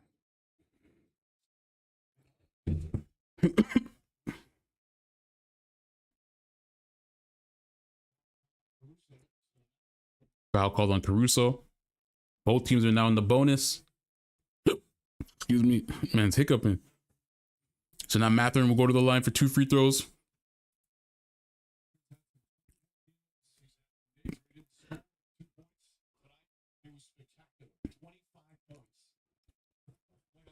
Shout out to anybody who's watching, man. Whatever platform you're watching on, man. I appreciate all the love, all the likes, follows, man. It helps me grow a lot on all these platforms. We're going to be streaming Game 4 of the NBA Finals on Friday.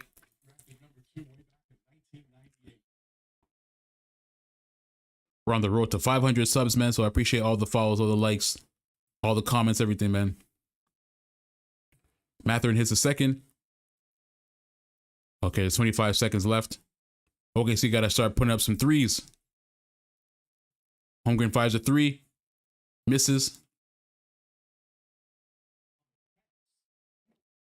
There is 17 seconds left in this game. The Indiana Pacers lead by 8.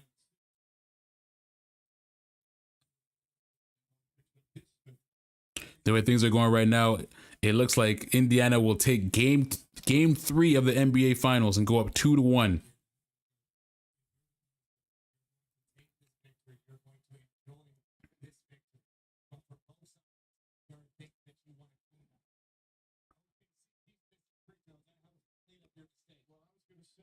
OKC missing a lot of free throws, man. Casey Wallace just missed a free throw.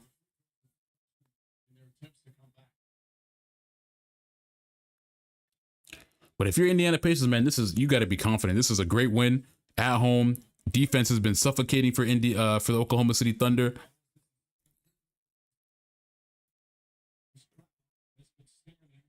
And SGA, I don't think SGA has 30, right? Because SGA is pretty much a lock for 30 almost every single game in the playoffs. But he's only at 24. Jalen Williams is 26. Chet Holmgren with 20.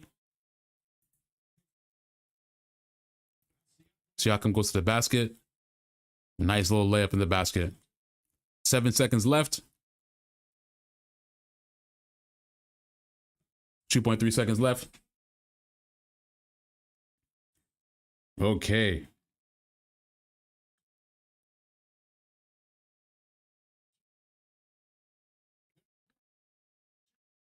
Game done. So the Indiana Pacers take a 2-1 lead in the NBA Finals, man, and they take Game 3 of the Finals. Again, Game 3 is an extremely important game in the NBA Finals. The team that wins Game 3 goes on to win the series 80% of the time. But obviously, that's just historical data. That doesn't mean anything when you're talking about the Oklahoma City Thunder. Oklahoma City Thunder is the best defensive team in the NBA, and they had a historically good defensive season. But this is a great win for the Indiana Pacers, man. You're at home. The building was bussing. Your team played great defensively. But do I think they're going to be able to hold OKC like this or play against them defensively for 2 more games? I don't think so, man. But I think the key to this game, one of the X factors was that Tyrese Halliburton was aggressive early. Tyrese Halliburton defensively, offensively was extremely aggressive from early on. And Mathurin off the bench, man. Mathurin, I believe he had 25 off the bench. 27. Benedict Mathurin with 27 points off the bench. That's a huge boost for the Indiana Pacers as well too. So this game, in terms of offensive scoring, is Pascal Siakam, Tyrese Halliburton, and Benedict Mathurin contributing the majority of the points, and Benedict Mathurin and TJ McConnell were just batteries off the bench, man. Absolute batteries. Now, yo, let's put some of the posts up.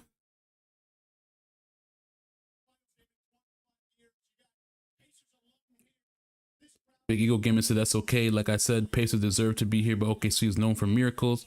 They're going to be at 20% game 6. Yeah, that's what I mean. The thing is, it's just a stat, but I don't think that's going to be what happens in this series at all. You know what I mean? I think the Pacers, in terms of being able to play against the Thunder, I think they match up well against the Thunder, a lot better than the New York Knicks would have matched up against them.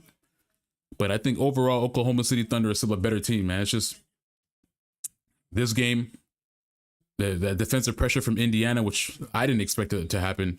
Usually it's the other way around. It was just a little bit too much for OKC, man. They just, for whatever reason, they just couldn't get past the Indiana Pacers defense right now. And then another thing is that Tyrese Halliburton was aggressive super early, man. And do you expect to get another 27 points off of Benedict Mathurin off the bench? I don't know. So, because if Benedict Mathurin doesn't have as good a game off the bench, this game would have been a little bit closer. And this was like a 1-2 possession game pretty much up until the end of it, where Indiana Pacers were able to increase that lead.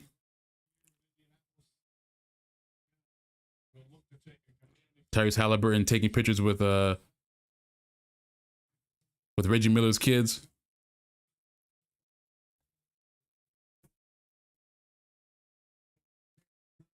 Shout out to the Indiana Pacers, man. They're up 2-1. They win Game 3 of the NBA Finals.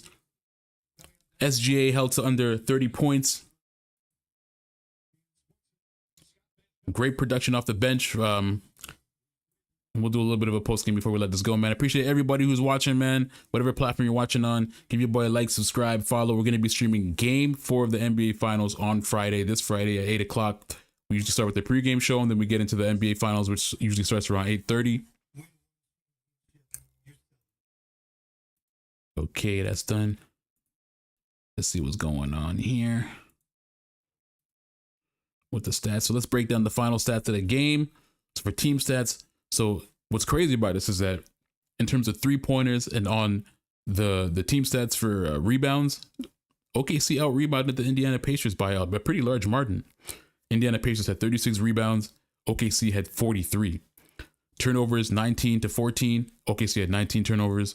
But from 3-point, OKC was shooting 45%. Indiana Pacers were only shooting 33%, man. Usually when OKC wins the offensive boards, when they're winning from hitting from 3-point, usually they win those games, man. But this time, I guess, just wasn't meant to be. Let's do a recap for the box score. See how much everyone scored. So Chet Holmgren finished the game with 20 points, 10 rebounds. Jalen Williams 26 points. SGA 24 points, and Lou Dort added another 12. That's another thing I'm surprised about too. Usually when these guys, the starting 5, have phenomenal games, this would be considered a phenomenal game from Oklahoma City Thunder. Usually OKC wins that, man. But I think what really killed OKC down the stretch was the weak play off their bench, both offensively and defensively. Alex Caruso only had 8 points, Isaiah Hartenstein only had 4 points, and Isaiah Joe only had 6 points. Last game, Aaron Wiggins was going crazy. Aaron Wiggins was going crazy from 3-pointer last game. They didn't really get any offensive production from him. Meanwhile, on the Pacers, it was the exact opposite. You had 8 points from Obi Toppin off the bench. You had 10 points from TJ McConnell off the bench. And you had 27 points from Benedict Mathurin off the bench. And not only were they contributing offensively, but they were contributing on the defensive side as well, too. And they were making it a pain for OKC all night long. OKC, even though the box score for OKC looks really good, it doesn't really reflect the defensive pressure that they were putting on SGA and Chet Holmgren and some of the other players all night. The bench couldn't get any points at all, and SGA, even though he finished with 24, he had to fight for them 24, man. I think he only went to the free throw line 4 times this game as well. I think he hit all his free throws, but the Indiana Pacers made it extremely difficult for the OKC Thunder tonight. And more than anything, OKC, man, even though they kept in the game, they didn't look comfortable in the game. even though they were able to come back, tie it, make it close, there was no point in this game where they looked like they were really comfortable. SGA didn't really look that comfortable either, but he was able to get a shot off. But yeah, I think that's the biggest thing for this game, man, is the defensive pressure that the Indiana Pacers put on the Oklahoma City Thunder, and then the turnovers and Benedict Mathurin off the bench, man. Benedict Mathurin is absolutely crazy. So Indiana Pacers take a 116-107 win over the Oklahoma City Thunder. They go up 2-1. Next game will be in Indiana on Friday, game 4 of the NBA Finals, which we will be streaming as well too. So make sure to lock in for that stream, man. We're going to be here for game 4. We're going to be doing a breakdown before the game, pre-game. We do a breakdown of what each team needs to be able to win, who the X factor is, and you know, who needs to really show out to be able to get that win. And we'll see, man, if the OKC can tie this game 2-2 and go back to Oklahoma, it could be anyone's game, man. But at first, before the series started, I thought it was gonna be a 6. Oklahoma City Thunder were gonna win this game in 6. But looking at this, man, these two teams are very evenly matched. It's like a seesaw. You never know what's gonna happen. I think this might even go to a game 7, man. And I think OKC would win if it goes to a game 7. But let me know what you guys think, man. Anyways, I appreciate anybody who was watching, man. This was dope. We got the Pacers up 2-1. Game 3 is finished.